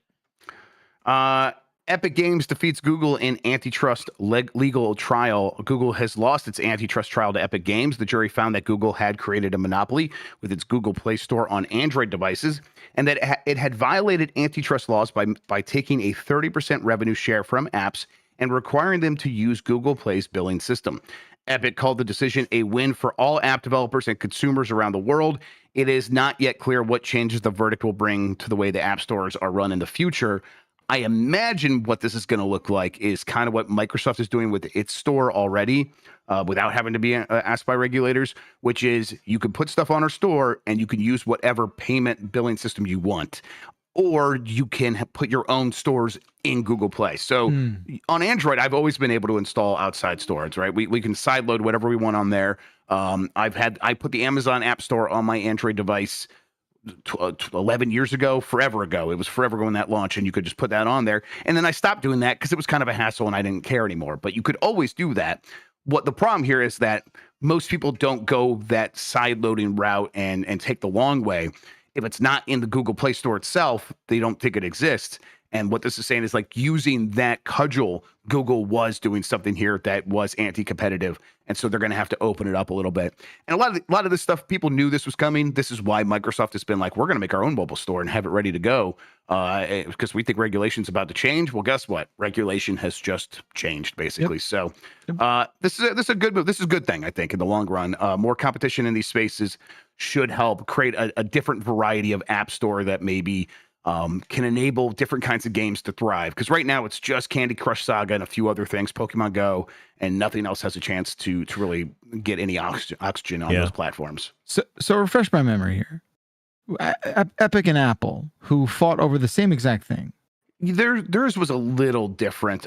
Yeah. That was the one where they made a cartoon to advertise the lawsuit. Hey, Apple, you've become the thing you hated. But Apple, Apple did win most of that lawsuit. Right. So, meaning now, does that mean like they are still allowed to take the percentage, right?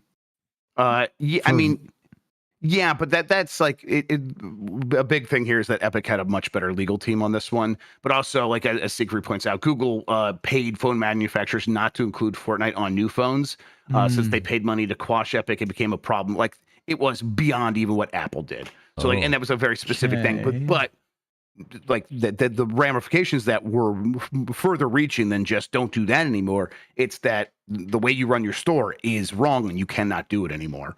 So that will come for Apple eventually. Apple will likely just change it here on their own to avoid this, so they can have some control over it.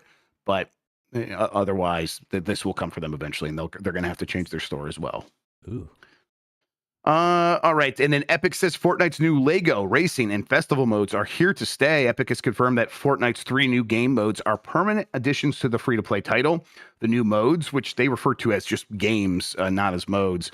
You'll see here, they are, kind of like Lego Fortnite, which is kind of like Minecraft. Rocket Racing, which is a supersonic arcade racer that uses the Rocket League cars. And Fortnite Festival, a music game where players can perform in a band with friends. It's Rock Band with controllers. I've heard mixed things on Rocket Racing and Fortnite Festival, but people seem really hot on that Lego Fortnite thing, and I want to check that out. I forgot to say, but I was playing that last night for a couple hours with my brothers. The racing one? No, the Lego one. Oh, okay. Which it's funny, like Lego Fortnite. There's very little Fortnite in that. It's really just like one of those survival games. People in my chat were saying it was very Valheim-like, right? A little bit of Minecraft for sure. But yeah, I mean, we had a little camp and we were like going out on expeditions to get resources so we can come back and build up the camp more. And that was basically your loop there. Like the Lego-ness of it was basically just, building your buildings a bit, stuff like that. Mm-hmm. It's not even like Minecraft in terms of the freedom you get there. Sure. At least from what I was seeing. Yeah, it is weird because it's just a different game. Again, very little to do with Fortnite. I tried a little bit of the racing game, and it didn't quite enjoy how it felt. Yeah, it's what I've been people. It's interesting because I had high hopes for that. Too. Yeah, me too. That's why I'm like, I love the way those cars feel in Rocket League. So you could apply that to a race game pretty easily. But people are like, it's kind of boring actually. Especially compared to something like Mario Kart, it just doesn't stand up to other entries in that genre. Yeah. Modern Warfare 3 sales in the UK are down 38% compared to last year's Modern Warfare 2. Modern Warfare 3 topped the UK software sales chart in November, but it fell significantly short of the launch enjoyed by last year's Call of Duty game. Modern Warfare 3 sales during the game's first 3 weeks of availability were 38% lower than Modern Warfare 2's following its release last October. Activision's shooter managed to hold off competition from EA Sports of Football Club 24 and the rest of the games released. But yeah, that's not too surprising. I think most people are like, yeah, I'll still show up for a new Call of Duty. But a certain chunk of the audience was like, this does feel like DLC and maybe I don't need to pick it up. But I don't know. Whenever I play it, I have a good time with this one. It's good. It's fucking like obviously the campaign is dog shit, but like the multiplayer is good. Like they did a really good job with those map remakes or whatever. But obviously, like it's not. I could totally sympathize with someone not wanting to pay full price for like whatever it is you do get for that money. To me, it's like, if you just give me the opportunity to play Modern Warfare 3 multiplayer and not spend full price, like, can we close that gap? Like that to me seems like something I'm sure they are considering, right? Like, yeah, if I could $30 to just like get up to speed with multiplayer. I think that's what they wanted to avoid though, is putting out something that felt reduced. They want that $70 hit. Yeah. And so they took what was probably going to be a $40 expansion of some sort. Sure. And instead released it as a $70 by shitting out a pretty poor campaign. So yeah, they clearly considered it and then they backtracked on it. I wonder if the reception, I wonder if they're like, hey, if it was like the best selling DLC ever as compared to like a pretty poor selling Call of Duty, I wonder if they would feel different about that. Like, actually, maybe we should have done the DLC thing. I don't know. Yeah, I think in the grossest way possible, maybe the strategy was like, well, let's just see what we can do with this. And then maybe later on, right, we can charge less if... like, let's see what we can get away with. Like, let's see where the bottom is. And they're definitely approaching the bottom with something like this where people like won't accept it anymore. They'll know next year if the sentiment carries over. Which Call of Duty's kind of a little bit inoculated against that because they'll be like, well, this next one is not from Infinity Ward or whatever. Right. This is a different team. And I have different feelings about this one than I do about Modern Warfare. And it sort of resets the counter in terms of how people are feeling about Call of Duty. Like, yeah, I didn't like the last one, but this is from that team. Maybe they have some new ideas or this is my favorite team. So they're kind of protected from that a little bit. They're going to have to start to distance themselves from like showing a trailer of the campaign. Like that's just not tickling anyone's like whetting anyone's appetite anymore. I don't think they are focusing in on the things that really matter for the audience that continually comes back to this game. I just feel like there is a bit of incongruency between that side of marketing it and the audience, right? I just think they're a bit disconnected in that capacity. But yes, I would be lying if I said that the multiplayer is boring. It is not. It is very good. There's so many maps. They play really well, and I'm still fucking Nicki Minaj. I'm still playing. Oh, you're still playing Nicki? Yeah, I'm playing as her because it's great. That right. Yeah, okay. Yep, I'm doing all that, and it's awesome, and I love that. Like, I'm upsetting someone when I kill them as her. That's definitely happening a lot. That feels good. Yes, that feels very good. Keep doing that, but now I would like you to put the entire cast of Cheers in Call of Duty. Yeah. Let's do that. If you could just allow me to be Norm, or perhaps Woody Harrelson's character, or even Ted Danson. If I could play, give me the dancing pack. Give me Rhea Perlman. Come on, you be Frasier. That counts still. Like, why are we not doing this? Why? Like, I'm sorry, you put in fucking old school Shredder, you put in Spawn. Wow. The next logical person is a member of the gang. Mac, I have bad news for you about the current cultural relevance of Cheers. Even though there is technically Cheers-esque content these days with that Frasier reboot. Yeah, I don't care. Happening. I'm sorry the Frasier reboot was bad. Was it bad? I don't know. I just never saw it. Yeah, apparently it's dog shit. Yeah. Funny. Hey, I'll stand by a Bacalar. I want my USA characters are welcome pack with. They'll get around to that eventually, right? Yeah, give me Suits, give me Monk, Psych. Yep. Shouts out to my Psych hoes, and Burn Notice. Where's my white collar? Come on, man. Oh, okay. Wow. How could I forget white collar? How could you forget? I would also like to play as like Logan Roy in Call of Duty. I think that like Fortnite's quickly exhausting like the ground it can cover, and it's going to have to start getting into stuff like that. Like nostalgic television characters seems like one that's going to make a lot of sense. Mike, what if they bring the Love Boat? Huh? Oh, let's go. I can finally learn about what that is. Oh, Ass Flames. You're right. Playing as Balky from Perfect Strangers in Fortnite or Call of Duty. Fuck! Like I told that story about how the theme song to Kirby and the Forgotten Land made both me and my wife think of the theme song from Perfect Strangers, and we're just like, why are we singing that? And then we both look at the TV and my kids playing it, and we're like, what? Oh, it's that song. It just sounds exactly like that. There's something happening there. Yeah. Apparently, a lot of people had that. Give me the Golden Girls. I want to be Blanche. Sure. Yeah, a 4-person squad of the Golden Girls. Yes, let's go. I think Golden Girls is more relevant than Cheers these days. Golden Girls is kind of like... It's like memed, though. You know? Yeah, there's not enough Cheers memes is the problem. We haven't. Yeah, you're right. For the kids. There's almost none, or at least that I've seen. No, right? We don't. Yeah. Oh, dude, give me the Growing Pains family. Give me Michael Seaver. Michael Seaver. Remember Leonardo Boner? DiCaprio. Oh yeah, Leo's character and Boner. There was a dude named Boner. Right? No, Boner died. Did Boner tragic Boner. I think something bad happened. I think he had a bad end. R.I.P. Boner. I don't want to know. No R.I.P. I guess that was what's his face from Star Trek's like son or something, Walter Cohen or something. Yeah. I'm sorry, I brought the mood down. Hey, no, thanks for doing that because that helps us lead into this next downer story. An estimated 9,000 people have lost their jobs in the games industry this year. We're approaching 10,000. The guiltiest companies in terms of cutting jobs this year: Unity, ByteDance, which is TikTok, which Marvel Snap, Embracer Group, Epic, and Amazon. But if you're looking for companies that didn't cut jobs, that's a smaller list. There's like included in the list of cutting jobs, obviously Xbox, Sony, CD Projekt Red, Ubisoft, Riot Games, Blizzard. Let's see, Crystal Dynamics, Electronic Arts, Take-Two, BioWare, Striking Distance, Team 17, Frontier Developments, Telltale Games, Digital Extremes, and Digital Bros. And we could probably expect there's more that aren't even listed here. What the hell? So we don't know like how things net out, but clearly, what does that matter to the people who are having their jobs cut in the moment?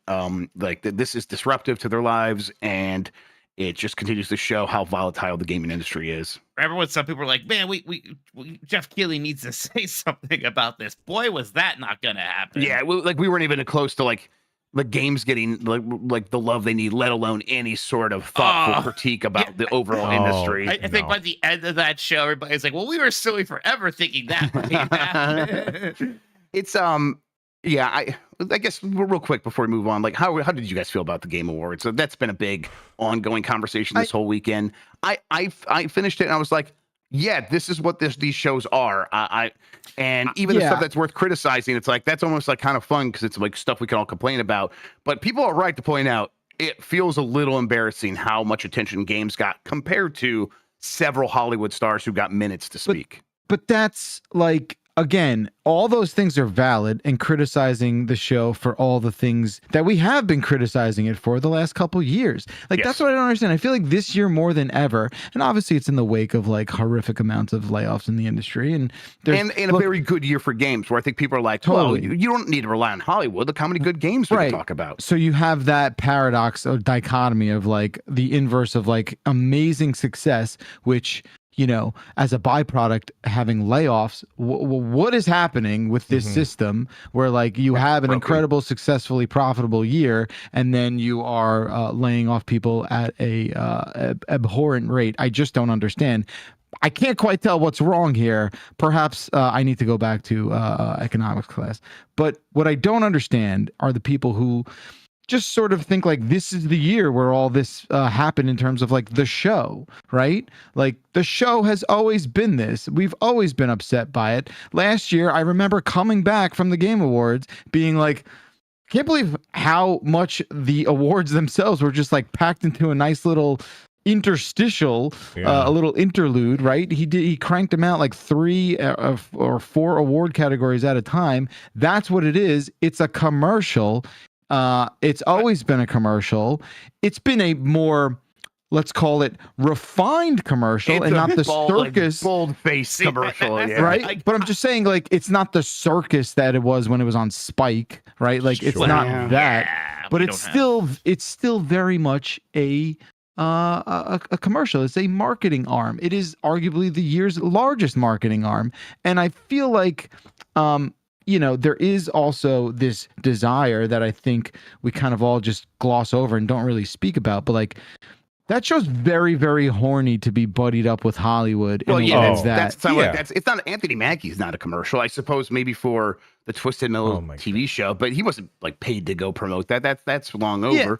So it's like that's just Jeff Keighley being kind of a star fucker. Like, well, that's what I'm saying. Like in its a never-ending desire to be horny, and in Hollywood and inside Hollywood, certain things get sacrificed in the name of that, and in the wake of that effort. So like, I don't know what to tell you. I know you're right, Bacalar, but in the past, I've definitely have noticed it, but I was always like, no, I get it, but whatever. It felt, and maybe this is just actually feelings, and maybe the stats will back it up. It felt especially egregious this year. It was just insane how we were blasting off major categories like best RPG and best score, and having Kojima and hey, look, hey, Kojima, he's great. He's important to the industry.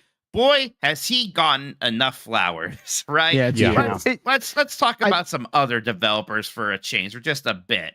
I think you had the perfect. I think the reason this year it's been more polarizing than years past, even though I think worth its weight, right? It's basically pound for pound the same kind of show. I think what we've talked about before this created the perfect storm where you do have like the layoffs, you do have like even the things like the Chris Judge stuff where it's like people not being able to like the wrap it up stuff. I think there was like overreacted from Chris Judge going for 8 minutes last year, like 30 seconds.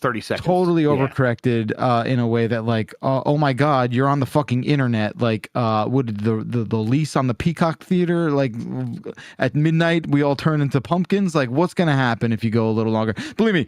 And this is someone who does not want to spend another minute of their lives in that godforsaken theater, not being able to go again. Why'd you go 2 years in a row, Backline? I had third time's no a desire charm to go. Listen. I go because I think it's good to represent Giant Bomb at the awards and rub elbows and do the thing and say hi to people and I think there's other things to talk about too. Like there's a weirdness with the after show where like what happens in LA Live after that, because you do get this like mix of people who were at the awards and then a mix of people who are just going to kind of almost like pre and post tailgate. They're there and to see me. And yeah, and that's a And saying little happy birthday strange. It's just there's a lot of interesting things that are going on there that are sort of LA percolating. Live was more packed than I've ever seen it before. 100%. Yeah, And the know. show was more crowded than it was last year. But yeah, you know, I don't know. I made this point on Twitter is that we at a certain point do have to expect or stopped expecting that Jeff Keighley can change his nature. We are getting the show that Jeff Keighley makes because this is the show that Jeff Keighley makes. Yeah. And we could keep lobbing criticisms, and I think we can maybe move him a little bit left and right in terms of, okay, I'll give you more than 30 seconds to accept an award. But in terms of like Mikey O'Leary said, it was 18% awards and the rest was commercials. We maybe get that up to 22% awards. It's not going to be 50-50 ever from the Jeff Keighley show. And it turns out there's a lot of other award shows like that Saturday in LA. The real Game of the Awards got announced, Game of the Year Awards I know. by Giant Bomb. Us. Exactly. So we can just be like, put Keighley in his box over there and be like, let's maybe reduce our estimation of what these awards mean and instead focus over on like the DICE Awards, where that's voted on by the industry, by the Academy of Interactive Arts and Sciences. And that's maybe that's more valuable, and we could pay more attention to that. And they got great hosts over there, except for Greg Miller. So yeah, I think you're mostly right, but I think Keighley can be shamed in. Yeah. I think he could be, like I said, he could be shamed about 5%. I think. Yeah, but I also think there is, and again, this is not an endorsement of anything. It's just the reality of the situation. It's the Game Awards is a product in a way that the Oscars is not necessarily a product. Yes. And I bring up the Oscars because I do feel like that is the North Star of maybe the original spirit of what this award show was sort of like meant to be. If you presented this case to Keighley, like, all right, well, how are we going to fucking pay for it? And how do I like pay all the people that, and that's what it is. So, and it is like real money. It's real money. It's like big, like for some slots in there, we're talking $350,000, $400,000 for like a couple of seconds on the show. That's big time money. So yeah, like it's at a certain point, it's going to be hard to change that because, like, yeah, some people got mad at me on the internet. On the other side, I bought a Ferrari. Like it's it's hard to argue here's what against it is too, and I think this is something, and maybe someone's written this, and maybe I am coming up with this on the fly here, but I do think that there's two groups here. There's us in the media who don't necessarily care as much about the advertisements, but I think everybody else watches that show, especially for the trailers, right? And so and that's what it is. We're in the minority. I'm not immune to that. I still get excited for the trailers. Like Of course, Shinobi. like, popping off for Shinobi. I thought, Jurassic Park and all that stuff, sure. And usually, like, sometimes it does get to be a point. I'm like, I don't really care that much about the awards, whatever. But again, this year, even I was embarrassed. Yeah. So, but that's what it is, right? It's the BAFTAs, it's the other things that, like, that's what we, again, as media people who cover this stuff, that's the real attention makers, right? That should be getting, their flowers, as you put it. But like, the Game Award show is a trailer show. It's a trailer commercial show. When do you think it happens where he will eventually stop calling it the Game Awards? Oh, never. It's because it's the brand now. I think that brand's been solidified now, Yeah. especially with next year going to be like the 10-year anniversary. Like that's going to be It's going to be a giant X, Right. isn't there? Yeah. Right. Oh, He great. got people to call it the Oscars of gaming, and it just is nothing close to that. But he got people to do that. He's not going to give up that momentum. No way. And it has been refined and tailored, and now it's become like a fashion thing. Like people get dressed to the nines. Like it is LARPing as the Oscars, right? Yeah. Sure. And It's Well, Golden the- Globes is maybe I- even a little sure. Then closer, I want them to emulate the Oscars properly then, right? If someone is going to Yeah, accept an award again, and they give that, that's Are that's the not what the Oscars- product is. The product is not Yeah. that. It's a different product. Are the Oscars that prestigious anymore? Ah, It's not just also commercials. I For don't the know. industry, I There's think. no And- commercials during it though. Yeah. no, there's commercials. There's Well, not. commercials like for cars. They Yeah, don't like show yeah, new it's- trailers for movies exactly, there. It's, exactly. Like paid during the show itself. Like, yeah. Mm. I just think like they're two very different things kind of attempting to be the same thing. It feels like the VMAs, right? The Yeah. MTV Video Music Awards. Yeah, More so I than mean, the exactly what it Oscars. is. It's more It's the aligned to the VMAs. VMAs than the Oscars. For You sure. know what really got me for some reason was having like 2 of the musical performances be for games coming out next year. Like, well, okay, so now those are for sale also. Even it's getting kind of crazy. Yep. Yeah, I'm sure everyone gets a menu, right? They get a menu of what to buy, a rate card, and Yes, it's like, you want to they do. spend a fuck ton of money? I'll get you in the first trailer when we go live on the live stream. And You want to spend a little and bit if of you're money? You Nintendo, you don't have to pay anything. Like there's Yeah. still that. Like yes, Sure. absolutely. know, So it scales up and down. For me, I will be happy if there's just like 5 fewer actors and celebrities, and we just get like Tim don't need Schafer on any the of them. stage a little bit. You don't need any of them. I'm not. Listen, I'm like keep it in mind. Like again, Jeff Keighley, we can't change his nature. He loves this stuff. Clearly, he's not going to abandon it completely.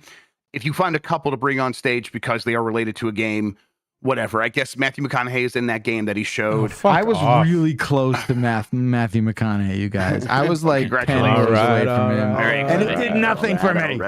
It did nothing for me. But God, just put actual game developers on the stage, Please. please. You can treat them like rock stars. We were getting drinks, and See, then but like that's the thing. I don't think mainstream American gaming culture treats game developers at the rock star status. I that know, other no. countries do, I know right? they don't, but they didn't get anything out of Anthony Mackie shouting noises at them either. Oh no, Like, of course. I'm just saying, like that's the reality of it, right? Like we don't treat them in that regard the way Yeah, but other cultures do. I know what you mean, but like I think the stars of this show are the game trailers, and so you don't need the actors at all.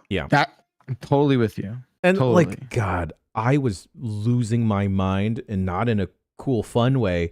Just having Simu Liu saying like, huh, "Cool, my ankle's broke in a pickup game of basketball." Like, shut the fuck up. Yeah. You himbo. It misses the mark in such a big way, right? Like when you really think about it, like what other platform has the ability to turn these developers into like the celebrity kind Give of us status, the right? budge. Right. We'll do it. Yeah, I mean, look, exactly. like there's certain people like a Sam Lake who like kind of transcends that, right? Yeah, like Joseph Ferris became like a star, and then they like bring Joseph Ferris back for all the Game Awards. It's like he's done it before. He's turned some of these people into relative stars, household names within the industry. I wish, I don't know. I wish he would like take the responsibility seriously. He's not going to. I got to stop like imagining he's going to, because I can't fantasy book these shows anymore. It gets kind of frustrating. And then you see fucking Simu Liu up there talking like an idiot. Look, at the same time, it gave us an opportunity to like do a thing down there, and that was great. Right. Right. It's Oh, great to yeah. have like people congregating, especially without an E3, right? It's nice to have these. As a video game events industry for us. prom, I think it works out pretty well. Yeah, like it's short and sweet. It's one day, Yep. like For it some doesn't. people, it's one Well, day. yeah, I Some mean, we people were there for a whole while. week. You were there for a week, like a psycho. But I think in the spirit of that, and just being able to have a social gathering, and also a way to catch up and knock out a couple other things, get bit by some dogs, like it's definitely the place to be. You're right about the celebrities. People are like, oh yeah, celebrities equal views in his mind. Okay, then just put a fucking game developer next to the celebrity. Sure. Just Make don't them not do exclusive that. stage for Anthony Yeah. Mackie to shout at people in the audience in a weird way. Yeah. Except for Just put it- Kojima. Except We're for- gonna No. have a Put Kojima back in the cage for a little bit, please. But like, yeah, let Tim Schafer come out and like make some jokes with some people, and then someone new, and then someone Get established, Jack and then Black and someone Schafer new. out. That'd be fine. Like right. they work together. They know each other. That's fine. I love that. I just pair some everyone balance. with a person. Do that. Pair them. Backlar, I know you say that I don't think there's a rock starification maybe possible with like the No, general I'm not gaming saying it's audience. not possible. Sure. I'm just saying, like, I find that American culture, like gaming culture, does not they don't think of it in that way. I'm saying I believe are made they by elves. should. I believe they should. Yeah, and we yeah, should yeah. put these people in that position. But our culture seems to not be interested in doing tried I that. to do feel that like it could slowly move there, because when we were having drinks with like the Remedy folks, like that waiter walked up to Kyle Rowley and was like, Oh "Hey, yeah. like I hope you guys win this weekend. I absolutely love your game." And that was fucking wild, And like I feel like that if it can get that way, but you're right about the general audience. The tragedy is, you're right. The developers are more interesting than celebrities. Yes, They definitely. are more interesting people. We hung out with them all week, and they're fucking fun as hell to hang out with and to talk to, and we show that. How So do I that. become a blazer person like Sam Lake? Yeah. How does he travel dude, with all Sam, those blazers? He must He's have got a blazer separate. guy. I'm sure he's got like a steamer trunk that he just ships from Finland. Someone and want to just, be my like, blazer guy? You know? Help a brother out. All right, last couple stories here. Baldur's Gate 3 players advised to manually update their Xbox to combat disappearing saves. Apparently, it's an Xbox update. Like if you need to update the system itself, and then make sure your game is up to date. That's But a yeah, game you that's a don't rough wanna- game. Yes, right. Yeah, exactly. That's the game you do not want to have saves disappear from. That would be There- very frustrating. There's one more thing I thought of that I just want to say because I'll forget it, and Yeah, please, it'll go Go, ahead. let's do it. Let's do it. do sketches with developers. Like do the fun videos with Yeah. people. Like make fun pre-record 'em, things. even. You know, like do that. Have Yes, some fun. Mike, actually. Make sure they're actually funny. Yeah. You know, Record- like Yeah, I I agree. feel like the closest thing we got to that was like the Herald of Darkness performance. Well, that was which, great. That was Which was And the highlight of the show. absolutely the best part of the show, hands Oh. down. Nothing came close to that. Okay. But like, do sketches, do fun things. Like make these people, give them the And platform again, and the if you want to bring spotlight. celebrities into that, where game developers are Totally. also co-mingling, Okay. that works too. Like I saw Walton Goggins. Okay, Walton Slob Goggins. on we my all- gog. baby Billy. Okay, he was there, and I was very excited to see Walton Goggins because he's one of my favorite celebrities. But at the end of the day, I'm like, all right, cool, whatever. Neil Druckmann was on stage, and like I saw the two of them. Now Neil Druckmann, I don't know, is probably transcended the developer, right? And he's very big Well, time he writes Hollywood on as TV well, right? shows, yeah. Of course. But like Yeah. I saw them embrace, and then when they were walking off, like they had their arms around each other and they were talking, and you could maybe see like, well, it's like, you gotta put me in Last of Us season 2, man. Like something like that. But there is the capacity for this thing to happen. We just have to get like the right people who want to see. Like, look, I'm sure this is not a foreign concept to someone like Jeff Keighley, but we have to do that. It's just not going to happen by itself. The decision needs to be made to want to see that happen. Make sketches. I'm sorry, my brain is poisoned. Right now, it feels like Jeff Keighley is just Tony Khan right now. I need him to expand it out. You should He's just stretch out mashing that his, net. his action figures together, and they're all actors for some reason, and also Kojima. All right. There's a rumor that the PS5 Pro specs are leaking.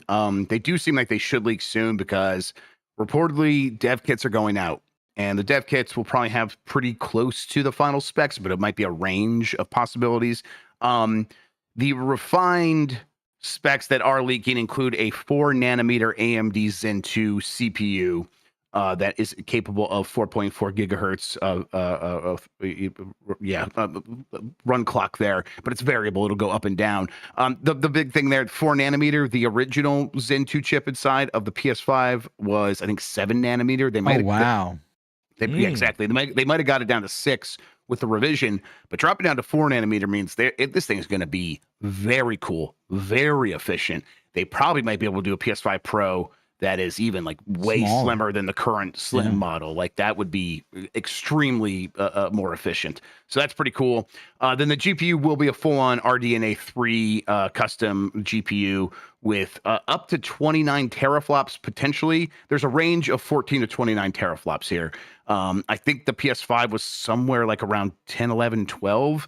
So it's like it could be a small upgrade or it could be, twice as powerful.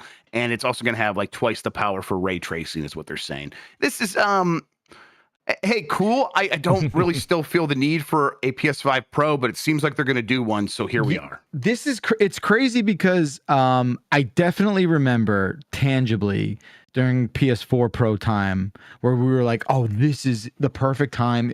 This console feels like it could use a shot in the arm, right? This platform. I don't feel that now. Yeah, like definitely not. I haven't seen Alan Wake on PS5. I know Jan, you were saying it's like phenomenal. Yeah. Like to me that's like the fidelity barometer game right now. It just seems this is probably at least a year away, right? Like is that a fair and reasonable estimation? I mean, next holiday by the earliest, right? right? Yeah, by the earliest. Yeah. But probably next holiday though. Yeah, I just think like from this position in December of 23, like I don't. It doesn't feel like a tangible need for this. But we'll get a game called GTA 6, and if Sony could say, "Hey, we're the only console you can run GTA 6 at 60 frames per second," maybe that alone makes it worth it to them. Did you see that Digital Foundry breakdown of the trailer when they were like counting pixels? It was pretty. It's pretty nuts and worth watching. I would love to. Yes. I think they think the game's going to be targeted at 30, but yeah, on console it usually is for them. But yeah, that would be wild. Certainly, if you could deliver, you could land this plane saying some bold thing like that. That's probably what they're thinking. But it's like beyond that, there's not very many games where they have enough money to even do fidelity like that. I'm sure developers would like to have a little bit more scope, but they're still going to be aiming stuff all the way up and down from like a Switch to low end PCs. So they're going to have to. I've been disappointed enough in performance in PlayStation 5 games. Maybe that's optimization, but like Jedi Survivor was pretty rough for a while. Final Fantasy 16 even. That was the game. I was just going to as steady as 60 FPS as I would have liked on performance mode. You reminded me. That's okay. I don't know if this is a controversial take, but like, I don't want to have to choose between performance and quality. I thought we were going to be over that. I don't want that. I hate that so much. I was an ignorant, stupid little baby going this generation. Like, yeah, the console's going to be so powerful. We don't need to make that choice anymore. No, was stupid. They're going to have to keep doing that because even with this system here, getting a solid like 64K is going to be kind of rough in most things. Most things are not going to run native 4K, and they're still going to want to give you that option for native 4K. Okay. I mean, look, so basically that comes down to like 1080p 60 and 4K 30. Is that like the difference there? Is really what we're usually choosing for this pro? Yeah, that's what it is right now. But for now, this system will probably get like 4K 40, and the lower fidelity games might do like 4K 60 or like 4K 120 if you're like a esports kind of game. Yeah, I just I think choosing between that for me is not a good feeling. I understand why. I think you're compromised. Somebody says, and that's what it is. Like before you start the game, it's like which part do you want to be bad? Yeah, like when you're firing up God of War, you're like, well, this will look real fucking dope at 60. But I also want to see, I want to see Kratos' freckles as well. So one last story here, and this is something that was going on. There's, I think, Stephen Totillo, who is very kind at the Game Awards. Hi, Stephen. Yeah, Stephen. He did an interview with the gaming guy over at Disney, not John Drake, someone who's in charge of Star Wars, and basically asked about Star Wars Knights of the Old Republic. And he says there's still a lot of demand for it, but he can't talk about it beyond that. And I want to reiterate. Because I got taught. There was this got brought up. You're catching some strays. Yeah, and it's like, boy, did I try to clarify this a number of times. Albatross. I know, and no one fucking listened. They only listened to the first thing. There was no nuance beyond that. Again, someone's probably working on it at Saber. In fact, I'm gonna say they definitely are. Like that Jason Schreier story. Yeah, that's confirmed. There's definitely people working on it at Saber. But the thing that was announced as a Sony published thing. That game that got announced is no longer the thing. Saber's working on something that will have to get a new partner. And so that original game is just dead, basically. And Saber will have to have it reemerge somewhere else unless Sony comes back and says, yeah, we want it now. But right now, Sony wants nothing to do with it. So, yeah, if your question continues to be, will that game ever see the light of day? The chances are lower than ever. But that doesn't mean it's completely dead, and it doesn't mean no one's working on it. Someone at Saber's working on it. So there you go. It's exactly what we said like that Monday and Tuesday after the story broke and everyone was asking me about it. But hey, well, I'm reiterating. I think, especially with Baldur's Gate 3 being this hit, just make a new KOTOR now. Come on. Yep. Like literally, we had 2 old Boulder Gates, and then we made a new one like way later, and it was a big reboot, and everyone got very excited. That seems like the formula to me that we should be pursuing here. You could do a force shove. Could do a force shove. Force shove of the year. Force shove of the year. Ooh, okay. Best force shoving. I like it. I'm done with the news. Back to you, Jan. I have $1 million idea. That $1 million idea. Keep it to yourself. Tell us in the commercial. Just say TM, and you're good. Oh, that's right. Okay. Hey, you know how sometimes they'll have post interviews after someone wins an award at an Oscars or a Golden Globes? Oh, let us do that. Just give it to us. Yeah, just give it to us. Just give it to us, and then we'll have bring that the couch couch. segment. Yeah, we'll bring the Yes. couch. We do We'll it. bring We could do a pre-show. We could do a red carpet show where we talk about Where Dan is interviewing everyone's fashion. Right, and we get Alyssa Mercante on there to like just talk mad shit about what everyone's wearing. Oh, Oh my God. God. I hope she And wasn't we- judging me too harshly because I was at some Xbox mixer and I just popped in before going to the fandom offices, and everyone else there was going to the Game Awards. Everyone dressed incredibly nicely, and I had some graphic tee, jeans, and my Mickey Mouse backpack that had my laptop in it. Yeah. I couldn't get You know out how of many there fast people enough. handed them their empty drinks? It was awesome. No, I'm kidding. Listen, you looked great, Mike. Don't kill yourself You rock a short. blazer really well, Mike. When I didn't have the blazer then. That's Well, why I no, started no. wearing I'm the saying in blazer. general. Yeah, you Thank cleaned you. up real good. You I were- should be a blazer person for sure. I got to get more. Let's I be gotta some. a You blazer want to be bro. BBs together, Mike? Yeah, we blazer bros. Yeah, Yeah. we can do that. Can I ask? I like fully enacted my I wear horses on my shirts now. Yeah, Style to Yes, that's fashion. good. It was I it felt okay? that. Pull it Oh, off, right. dude. Yeah, like it's great. It defines you a little bit. I Okay. think Yeah. it's very Jeff Lebowski. Like if we're it's Yes. just it's I'm okay with wildly Fargo. Jeffrey Lebowski. Yeah. And if you're gonna do that, like I think you do it very well. Can Okay, someone I'm sticking with it. just shine like a giant light at me at all times? I really want to pull off that Ben Starr look. I mean, you got Yeah. a lot of Oh like my behind God. you. If you just turn around but the camera won't see. What a delight! What an absolute delightful person. Yes, Oh, very. yeah, it's your first time meeting Ben, huh? Yeah, and It was funny, like we were setting up that sketch that we did that to open the live show, which if you haven't seen it, it'll be at the beginning of the live show. And my first original idea was like, Dan, do this. And Dan like hadn't met Ben Starr before, so he's like, I don't know. I'm and then shy. as soon as he met Ben Starr, he's like, man, that guy's really nice. Like, we should hang out with Ben more. It's like, yeah, you get it now. Yep. we should absolutely be those be the bookends to the Game Awards. Everyone tell Keely. We'll have our people. Hopefully, he hasn't watched this, but We'll yeah. have our people. Just show them this part. Just show them I this will part. say that he is very good at taking criticism. He yes. seeks it Yeah. out, and he does not ever like snap at people. If he has, I haven't seen it. He does, like you could tell he's defensive because everyone gets defensive when they hear criticism. Everyone Of does, course. but he does a pretty decent job of at least like letting it air and having it said Yeah. to his face, and he takes it in. He tries to internalize it. I think it's going to be hard to change his nature, but I do want to like shout him out for listening. Yeah. I will continue to praise him for this section of the show, as we're all doing, because we want him to do a thing we want to do. We're glazing Jeff. We're glazing Healy. No, one of the more cooler heads in the entire industry, right? Like, Yeah. I think that is I- that honestly, is And something. you can't deny what he's built. To do Rare. what he's doing, I don't know who else I would trust. Right? Yeah. I'll do it. Okay. Sorry. All right. Never mind. Take it back. Yep. It's all yours. Friendship over Benatti. Keely. But like, yo, Keels, man, think about it. It makes sense, baby. Just Yeah. let It us does. do it. I mean, 3 Jeffs. Yeah, Three Jeff, rocking the game. Jeff, Come on. Jeff. Come Yeah, on. let's go. Come on. we have a Come on. podcast that's Jeff, right? Let's, It sells come on. itself. Come It sells on. itself. I'm really good at pressing buttons. I'm calm about it. As long as it's not a fucking TriCaster, and then I'll burn that fucking shit to the Do you think ground. they use a TriCaster for that show? God, No. God, I would. I know I do not. They probably I- use something oh my real God. big, yeah. I'd rather I'll use call a it G3. ThinkPad or some shit.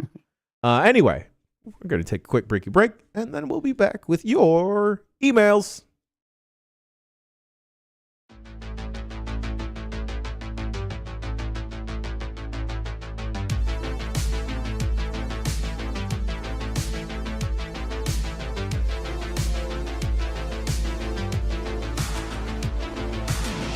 Can't eat or sleep another night.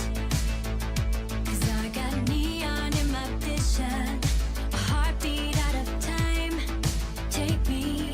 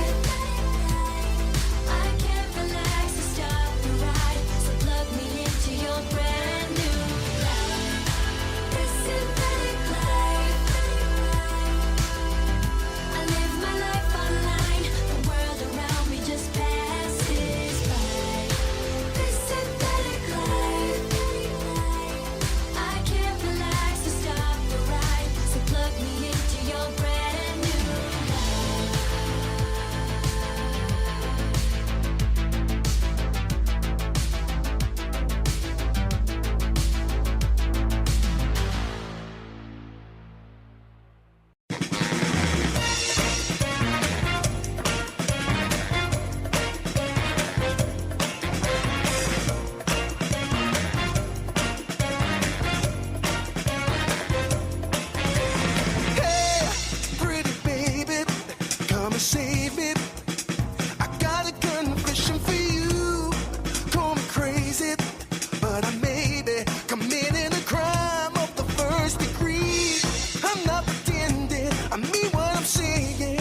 I'm coming in with my hands held high. Gotta face it, I'm not gonna make it without your love, and I got nowhere to go. Don't you see what you're doing to me? I'm in love and I can't break free.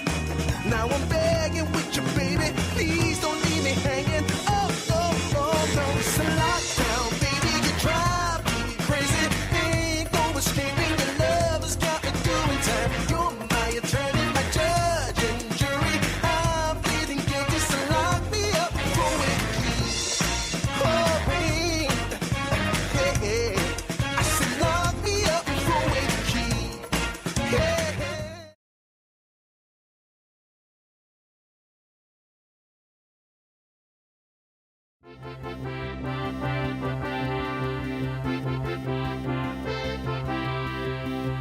Emails are what we're about to do. We're gonna read them. We're gonna set what's happening with your bottle there. I was just catching this God race. Yeah, movie, I and saw I'm that like, earlier. It was fucking me up. entranced with it. Is that PS5 Wow. Pro? Yeah. Are you channeling Yeah. in Ben Starr there right now? That's What- 2x ray tracing. Where's there? Hit me with it. Yeah, Give just me look right God. into the sun. Yeah. I'm- Oh, don't eat that. Well, don't eat it. It's bad for your tummy. Oh Bob- no, it's good. But you know what's good for your tummy? Emails from you, the folks at home. Send your emails to bombcast@giantbomb.com. I read all of them. I appreciate them. I'm going to buy a whole set of magnets now to properly display them on my refrigerator. There you go. The first email in question comes from Paul. Dear Bombers, what is it about Tim Sweeney that makes seemingly everyone mildly dislike him? Of course, he has overseen layoffs and other CEO things, but as far as I know, he hasn't done anything particularly scummy. Most of the big things he has done are arguably good, and yet people constantly clown on him. Epic makes a competitor Steam. That's great. Steam could use some competition. Epic stores try to attract users by constantly giving away free games. That's awesome. What do people think? They fucking hate it. Epic launches a lawsuit against Google and Apple. Good. Those corporations have way too much power already. What do they say? You shouldn't parody that Big Brother commercial during these trying times. Even though the original commercial was about Apple itself taking on established monopolies. Epic launches a metaverse with the most equitable revenue split I've ever seen.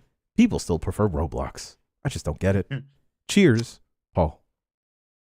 Yeah, it is a bit about the attitude. You know, when you meet someone, you're like, oh, this person has a certain energy that immediately isn't my vibe.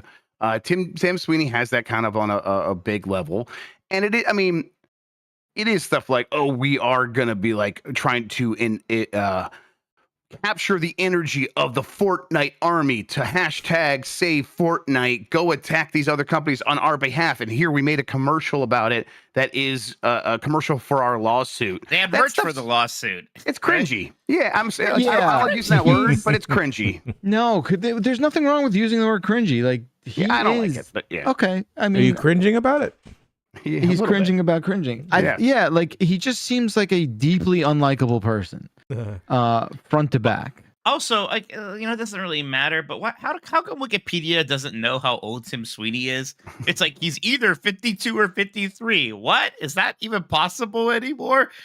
Like it's not my business. I shouldn't just get to know, but I've never seen that with Is such he a high profile vampire? person. We're He could be a not vampire. sure exactly how old he is. Yeah, I also dislike the way he frames the arguments about how everything against him is unfair and a scheme. Like he always says, like the 30% store cuts, those are taxes. It's like that's not a tax. That's not what a tax is. It's a fee that you have to pay to use someone else's services. Mm-hmm. Yes, but just because you don't like it doesn't make it a tax. And he does that with everything. Every time he talks about something he doesn't like, it's always framed in those terms.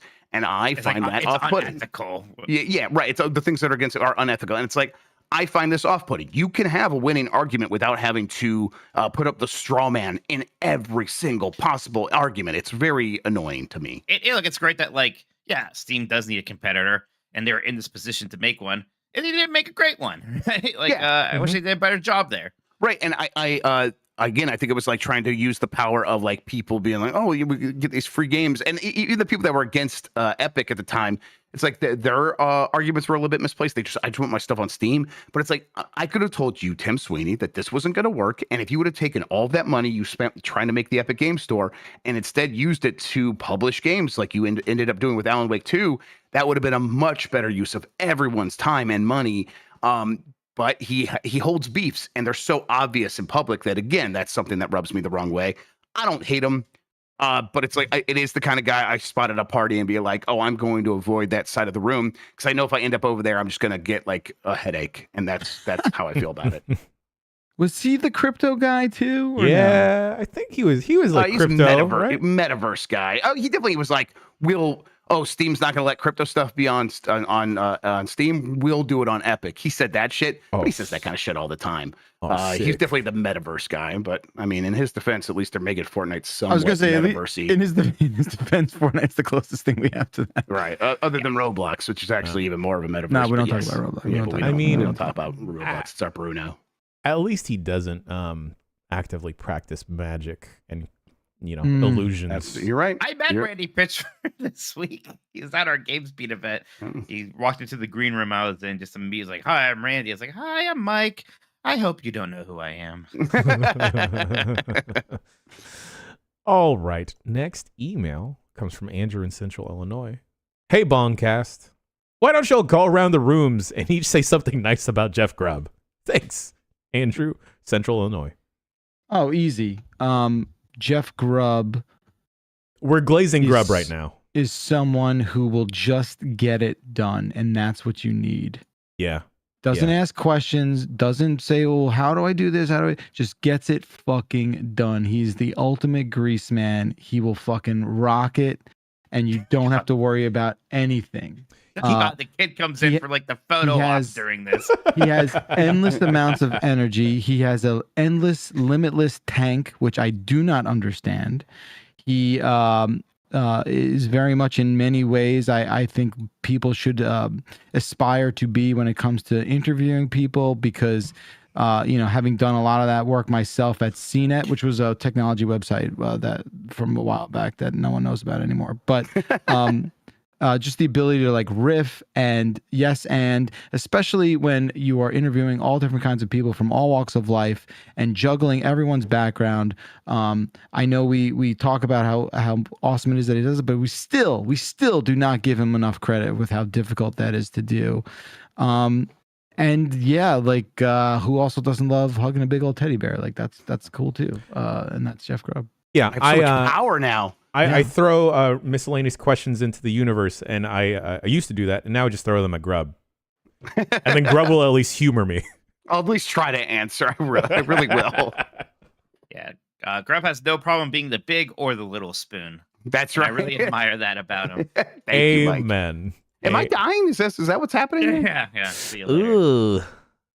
I mean, aren't we all? Aren't we all? Yeah. You made that joke to me pretty good after you got everybody at the JW to sing "Happy Birthday" to me. You're like, Mike, honestly, you're dying. I could not believe that started to happen. Like, I love that it incepted someone and someone took it too seriously. Yeah, I looked over at you guys, and you guys it was like, oh, this is happening. Yeah. So I can believe. That's the thing I believe most is that happened. Because I just like look at Mike, I'm like, yeah, this is going to happen. As soon as the idea got out in the air, it's like this whole room is going to be singing Happy Birthday. I think including Todd Howard saying Happy Birthday. Including Todd Howard and Kyle Rowley. So several game directors singing Happy Birthday to Mike Minotti. Howard was right there. He was like on the other side of our couch. So there was no way he was just going to put his hand in his pocket and be like, if he wasn't no. No birthday. It was really funny. It was a packed room and everyone was singing. Oh, it cool. it was one of the what a strange moments. life I lead. Yeah, I'm happy to be a part of nice it. Thanks, guys. Yes, it's true. It's true. We could go on forever. Also, just to explain context, the children are now saying glaze. Yeah. Instead of getting rizzed up. I still think you're talking about semen. I gotta be honest. No, Riz and Glaze are different. Wait, Glaze, they are talking. Well, if you rizz someone up, aren't you also sort of like that's like using your charisma? Charisma. Okay. Yeah. That's If a you're skill glazing someone check. up, you're like you're slobbing on their gog, right? Yeah. Not necessarily. Well, go ahead, Jen. To glaze is like kissing someone's butt, right? Yes. Okay. And like, I don't like it either way. all right. Why? Different words. You love donuts. What do you mean? Don't you like a good glazed donut? It's This like, is true. oh, like, wow, this glaze is perfect, but not too much glaze. But to be clear, your context was glazing somebody's asshole with saliva. Okay, Mike. The butthole. We didn't Okay, even. I feel Mike. like speaking of eating, we didn't even like go over some of the things we all took part in, and there's some things that I am What are you not talking happy about? We ate 100 nuggets. We ate 100 nuggets. I am so Yeah, sad I missed as out a on that. group. I'm so As a sad. group. We were with Reb, Ford, and Megan and Everett, and it was just Mithrigan. Jan, you would have. Well, that's when Grub cosplayed as Bernie Lomax from Weekend at Bernie's. Exactly. Yes. Dan and Nikki were right. there too. Minotti, Hey. and we just. No, go. I had like. Can I just say it? Can I just I say had it? 5 nuggets and Can I it was just say it? fucked up. Go. Yeah. We went down on those chicken nuggets. Hey, my guy. We Hey, glazed them up. shouts out to Nikki. What a fun time it is hanging out. Oh, with Yeah, Nikki. it was Yeah. great having Nikki around. Nikki's it was fantastic. awesome. We know a lot Yeah. of cool, fun people, actually. Turns out, We yeah. did. Yeah. Yeah. Yeah. We I mean, we all Megan and Reb were also very great and tons Very of fun. It was cool. great hanging out with them. yeah. Yeah. Like the Ralph from Skill Up and Baldino getting to see those guys again. Yo, and- shouts out to Little young Elmo. Stu. yeah, young dude. I had never met Stu, Oh, Stu's the bee's knees, man. and The Stu only- and I, Stu, he has like blonde hair. Oh, the only Stu I know is from the Rugrats, Stu Pickles. That's the only. Yeah, that's who we're talking about. Really? Yeah, Stu and I had a fun time at the Remedy party room. That was a good time. Yes. Just joshing it up. I don't know how the Remedy party room thing still happened, but yes. that was- I was like just talking to someone. You're like, we're going to the remedy room. I'm like, I do not know what that It means. was Ralph, to be Man, honest. Like why did I Ralph go to grabbed sleep? us and was just like, "Oh, we'll go." yeah, I don't want to give you any FOMO, but that night was that. I just got have weirder it. and weirder. Yeah, I'm sorry, Jan. It was cool. It was It all was a right. cool night. We stayed up way too late. Everyone Definitely thought- the most I drank that week. Yeah, that was something else. But you had fun too, Jan. You remember? I don't. I Oh, yeah. don't Also, yeah. remember. Shout outs to Chris. Yeah. Shout outs to Chris. shout Chris outs was Oh, huge. Chris, that's right. Yeah, I'm glad Yeah. he escaped. Just trying to get pied. Well, Yeah. I mean, it's Worked Chris out is, for him. Chris is back in the hole. Time to get glazed by Mm, my yep. Mm. head. He did get glazed. Anyway. Yeah. Okay. All right. You know what? We've been running a little long, but that's fine. Let's do. Oh, we only have 3 more emails. Let's speed. We can through do these. this. Do him. We could do this. All right. The next one comes from Anonymous. Ooh. Hey, Bomberinos. Long time, first time, but after the discussion about Bethesda's Steam review responses on the most recent Bombcast, I wanted to chime in with a take on the subject. For context, I'm a community manager in the games industry with close to a decade of experience working on many different games across a variety of genres. Responding to Steam reviews isn't a new thing, but best practices say to only respond in order to correct factual misinformation or call out patches or bug fixes. In my experience, when canned responses like the ones we've seen are employed to respond to reviews, orders have always come from management or executive level. It's highly unlikely that this is a rogue customer support person trying to fight for Starfield's good name. It's more likely that someone on the executive level saw Starfield's middling Steam score and ordered the customer support people to respond to reviews in an attempt to flip them. Or they had pressure from stockholders who also panicked because of the Steam score. Thanks for letting me share my take. Keep casting a fantastic pod, Anonymous.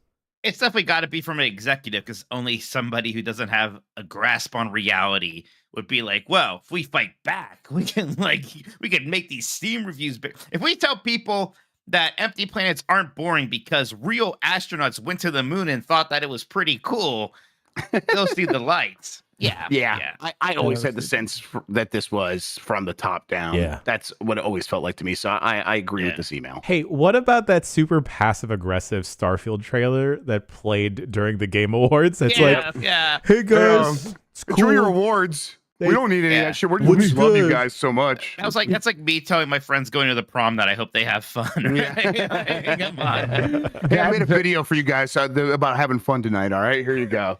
I think it was also like that script font at the end too that felt very much like generic wedding invitation font. Yeah. That was just like a Jack something about Candy this ain't sketch right. from SNL. Yeah. Yeah, this ain't right. This feels icky. Yeah. All right, last two emails here. Hi, Bombcast. Before the rest of this email is read, Jeff Backlar needs to take a couple deep breaths. This email might upset him, though not in a way he can anticipate. What the fuck? It's about I'm sorry. Avatar, isn't it? I'm already I hope starting so. off real poorly. I'm doing bad. Okay, let's hear it. Now, Dan Rker is seen as a culinary visionary and genius. Jeff Backlar, as Rikert's disciple, what have you learned under Rikert's tutelage? Remember, deep breaths. Have you learned any culinary hacks or just important life lessons from Rker? Have you recently talked about your dislike of watermelons? Have you become less of a picky eater while working with Dan Rker? With the best of regards, Dan Reese, sorry. I'm just not Oh, sure. wait. Okay. Okay. With the best level of regards, Dan C. Kurtfin. I just don't understand what I'm supposed to do with this email. What is this saying? What is this positing? Is this saying? Does this want me to like? Yeah. Are have you some, imagining a world in which this is true? because Have you ever learned anything, especially if it's food related? Great, but just anything, I guess, from Dan. have I learned anything from Dan? I don't know. I think what I've learned from Dan is that you should never assume that anyone is you should never assume that anyone is in like or you should never assume that someone is the way you expect them to be. I think from a social interactive sort of point of view. And I don't know if I can even give Dan all the credit for that. But I just look, I find myself even at the dinner the other night just sort of like talking to Dan about things that I assumed that he knew about. I'm remembering the serious conversation. Maybe not that conversation specifically, but I guess what I've learned from Dan is to just not take anything too seriously. And that's maybe something we could all do better. All right. Even I was a little surprised. I should have known better that he did it like on 0-1. I was like, he's not going to be that bothered because it's in subtitles and because there's dialogue scenes, right? And because there's characters that have emotions. Well, I nailed it. I said, Dan, it's just because you had to read subtitles. This is what put you to bed. Yeah. That's definitely what happened. I'm reading this email now. The first sentence of the second paragraph says, now, Dan Rker is seen as a culinary vision and genius.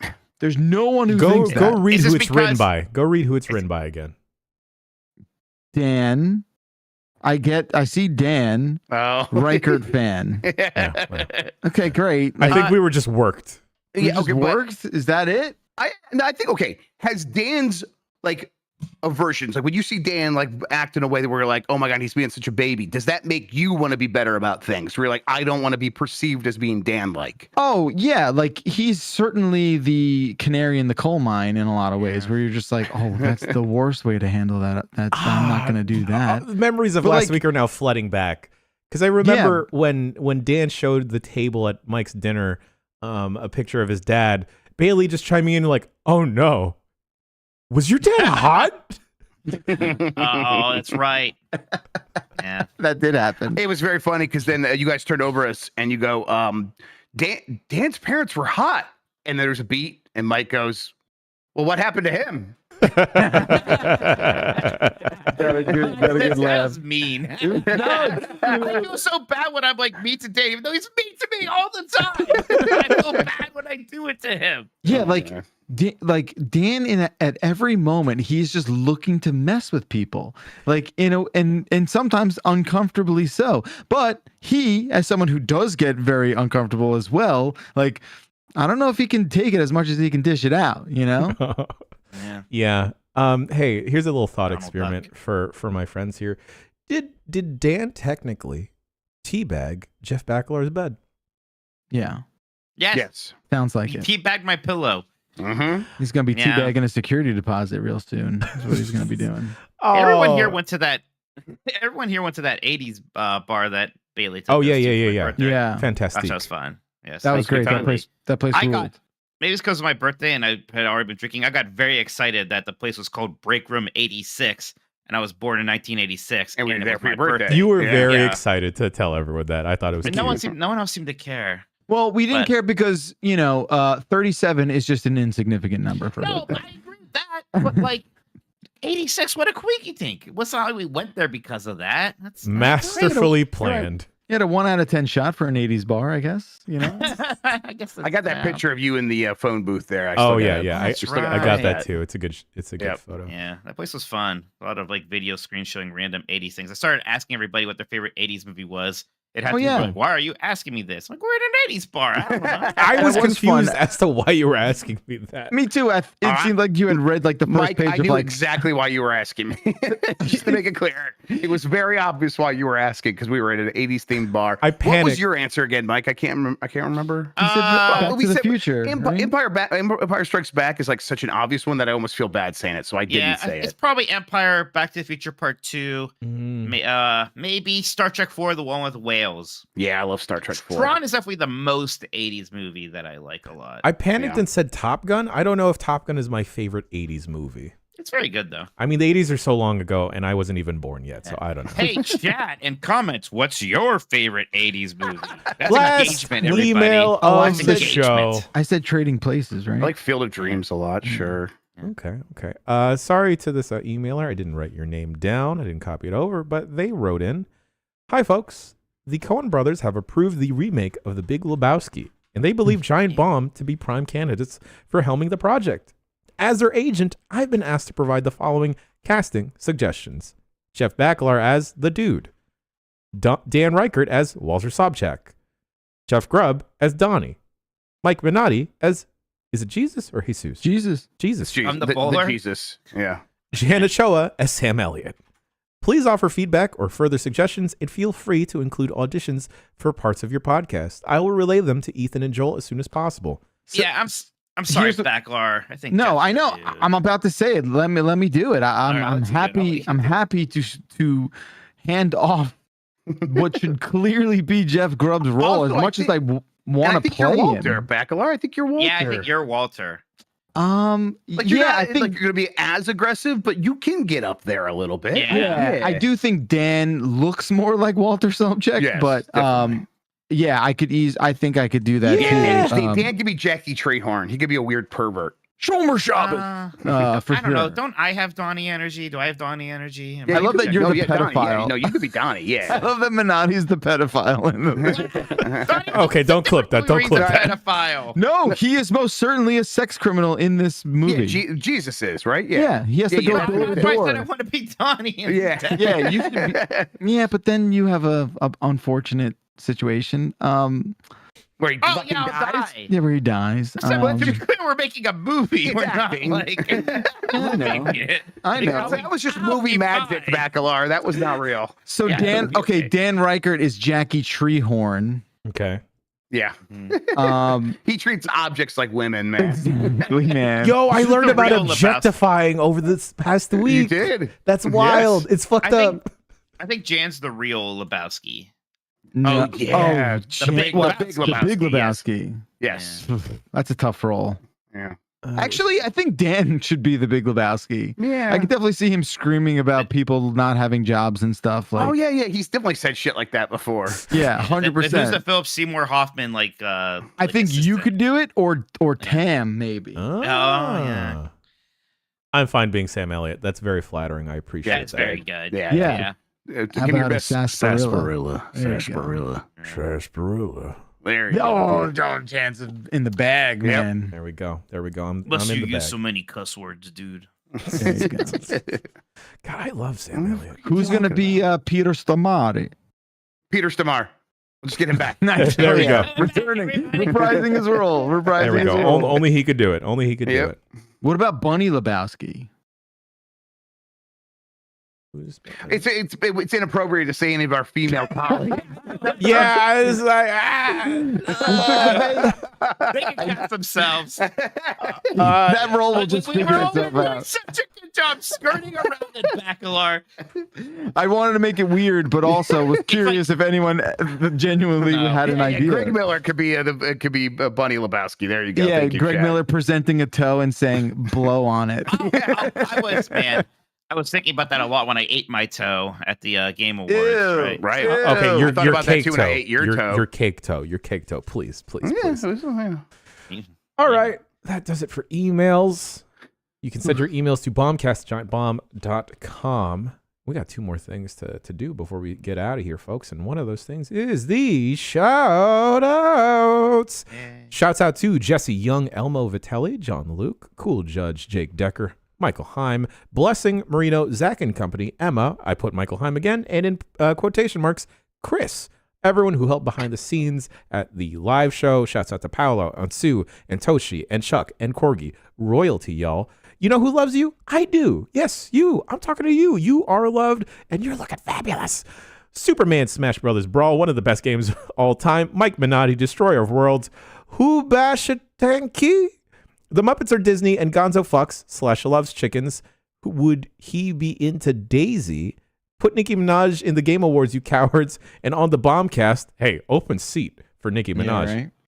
The time Chris got cream pied on stage, getting glazed in front of everyone. Cyberpunk winning an award for finally releasing their game out of open beta and being darlings of the industry again. Parentheses, thanks CDPR, upper management and marketing team / Kappa. Jan, as the resident Power Rangers and Tokusatsu in general person, you ever get a chance to see the Shin Kamen Rider or Kamen Rider Black Sun since they hit Amazon? Shouts out to Armed and Rangers / Armed and Rideress. Matt Shipman, I miss you. I'm just bummed that there will be no group the day before Blight Club. Excited for the incoming Midnight Mass for the Babinka, and no, I'm not a vampire. Hey, get fucked, Google. I'm Janet Choa, and this is my favorite podcast on the internet. Where the fricky frick is the man, the myth, the legend, John Falcon at the live show. All you need is grub. All you need is grub. Grub is all you need. Walt on my goggins. This is me, Janet Choa, officially announcing the Giant Bomb Entertainment Expo at the Peacock Theater, June 27th, 2024. Buy your tickets now. But by the way, I didn't know that it's the Peacock Theater now, and made me kind of sad that those stupid little tiles with the big Xbox like achievements weren't in LA Live anymore. I was like, I thought those were forever. Those were cemented into LA Live. They weren't cemented. They're cemented. Yeah, cement, That's not permanent. You can jackhammer that shit. Guess so. Hey Release Nose. this up. Hey Nose, fuck you. The PR team at Epic Games, apparently. In parentheses, in the Goomba Dumper cadence. Mike Minotti, feet Minotti, feet tasty, Mikey cake. That's a tasty Mikey cake. Swiggity swoogity, I'm a coming for Keely's boozy. In Eddie Vader's voice, I don't know this one. Ooh, I'm spinning. I'm spinning. I'm spinning. Thank you for giving me the context, Jets. There you go. In this world covered by endless water, legends fill the hearts of many, pulling the trigger to dive into mystery and myth, braving the depths to explore what was left behind by the old world. Yes, let us remember them, those brave hearts with spirits of steel, as we recount their dig-outers, adventure stories, and halcyon days. May they rock on forever in our hearts. And big shouts out. I don't know. I just read these. What are you on? Okay. I just read these. Shout out to Fun word, Minmax for the raid. Thanks, Minmax. Thank you, Min-Max. Shouts Minimus Maximus. Then a big shouts out to all the GB crew for pulling off a great Game of the Year show. To everyone involved, a big kiss on the cheek and a big kiss on the mouth from me. Hey, Jeff Bakalar. There's one more thing to announce. Oh my gosh, yes. This was created and inspired during the chaos of the Game Awards / Game of the Year. For sale now. You can have your very own Flashlight Game t-shirt. That's right. No one's ever done this before, so we're going to do it. You can have your very own Flashlight Game designed by the one, the only. Does this man ever stop working? Jerem. My gosh, what would Game of the Year be without Much uglier. Jerem's help? I cannot begin to explain just how crucial, pivotal, and invaluable having him be at our side throughout this whole process was. So, such a big thank you. And you know, the latest fruits of his labor is right here in this video game called Flashlight Game, which you have to, you know. Can I get one in a Luigi's Mansion style? No. Okay. That's fine, because it wouldn't be as good as this one. It wouldn't be. Go check out Flashlight Game, the t-shirt. I feel like that's like Spaceballs, the t-shirt. That's on store.giantbomb.com. You can buy that right now. And on the back, there's a little GB logo too. So wow, little GB logo, just like, you know, guys. We're gonna be the little spoon or the big spoon there. Why not both? I feel like we do need a thermos now to complete the package. It took all of my willpower to not steal that from the LA set. I know. I saw you. Yeah, I got mine over here. You son of a bitch, Mike. Yeah, I won't give it to you, even though you like that game more than me, because I'm a jerk. It's okay, Mike. I understand. What do we got going on for the rest of the week? We got Game S mornings popping off Wednesday, Thursday, Friday, right, Jeff? Yes, we'll do a Blake Club on Wednesday. Tune in tomorrow. That's tomorrow. I feel like I'm supposed to do something else. Oh, I have a doctor's appointment. That's what it is. It's personal stuff. Yeah. Thursday we'll have voicemail dump truck, right, Jan? We got a crew for that. Yes, sir. And then Friday we are gonna do a UPF. I think it's time we check out this Lethal Company. Yeah. Yeah, let's It's check time. out Lethal Company. We'll also have the final category of Giant Bomb's Game of the Year 2023. That's right. We're going to have a music app. Bonus category. Yes. We're going to do the music of the year. We're going to make that a segment on BCR so we can let it breathe a little bit. Give it some extra time. Yes. Also, Turbo Sean will be joining us for that one as the he's going to be helping out. If you want to like suggest some songs, hit me, but hit Sean. Hit Turbo Sean on Twitter. Make some recommendations to him. Send some linkies over to Sean and Grub's way, please. Yeah, timestamps help. Timestamps help. There will be a Jeff's Bizarre Adventure. We recorded it yesterday. That should be up tomorrow. And then I believe the plan, because we're pretty close to the end of Cowboy Bebop, so I think we're going to, I think what we're going to do is there's 3 episodes left until like the movie, right? So apparently there's like a good Cowboy Bebop movie that we should all be watching as well. So we're going to do 3. We're going to do the last 3. Oh, and then there's a 2-parter. So we might play around with like how we do that last 2-parter that finishes the series. We might like record it as we're actually watching it. We'll see. Becca, have you watched Miyazaki movies? Like what? It's good. Like what? Like Spirited Away? Like Princess Mononoke. Oh, My Neighbor I've Totoro? Yeah, I've seen the delivery service, right? Kiki's Delivery Service, which is just a magical movie. The fish one. Ponyo. Nausicaa of the Valley of the Wind. Ponyo. She I likes thought you said the ham. first one. I thought you No, said the fish one. The fish one. And then great. Gotta see that new one. yeah, Dib loves all that shit. So we blew through a lot of that during COVID. Okay, well then I'm assuming if it's because of Dib, you haven't seen Princess Mononoke because he needs to wait a little bit before. Oh he sees that yeah, one. we haven't seen like some of that dark stuff, right? Okay. Like, Yeah. Okay. I mean, Princess Mononoke fucking rips, but so does Spirited Away. Spirited Away is so good. Yeah, those they're phenomenal. But I don't know if like so.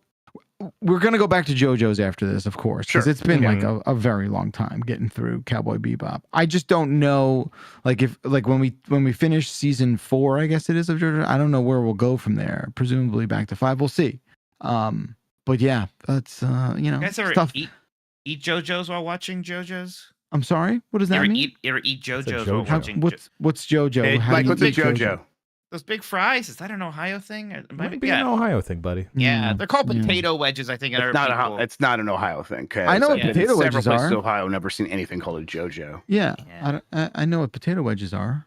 Yeah, they're like real long potato wedges. They call them JoJo's. Mike, do you go down on JoJo's? Nah, they're kind of not great. Like, I'd rather they were cut smaller and they're like real French fries because they, sometimes you get in the middle of a JoJo. It's like, oh, this part's not cooked as much as it should be. It's too big. Ooh. Okay, Well, there we go. Papetrie's got JoJo's in the Northwest. They know. Fantastic. JoJo's our thing. I'm glad JoJo's could be a thing. I had a friend that tried making Joe a thing for me because of my initials, and then we stopped being friends. Folks. Wait, real quick. Why do gas stations sometimes have suggestive names like Come and Go? Or like I think That's just in your head. What, chicken loaf? Okay. Did you say chicken loaf? No, Jugs and Loaf. Oh, but I like chicken loaf. Can we turn chicken loaf into? Can someone chicken buy loaf. that Chicken domain? balls. That's a good Come dinner. Get your gas. Ooh. I'm sorry, Jane. You can get us out of here now. Well, that's been another episode of the Giant Bombcast. I've had a fantastic time talking to Jeff Becklar, Mike Minotti, Jeff Grubb, and having you folks at home listening on the side there. You're all looking lovely. Thank you once again for coming to the live show if you're able to make it. We assure you the archive will be coming very, very, very soon. I've been Jan, he's been Jeff, he's been Mike. You have been rocking that shirt that you've been wearing mighty fine. We'll see you next week for another episode of Giant Bombcast. Best movie of the 80s is Crawl. Remember Splash? No. Oh, yeah. Yeah. Ooh, Waterworld? Waterworld's the best. Nice. That's 90s. 90s, but that's okay. He asked that too. Okay, all right. Man, all right.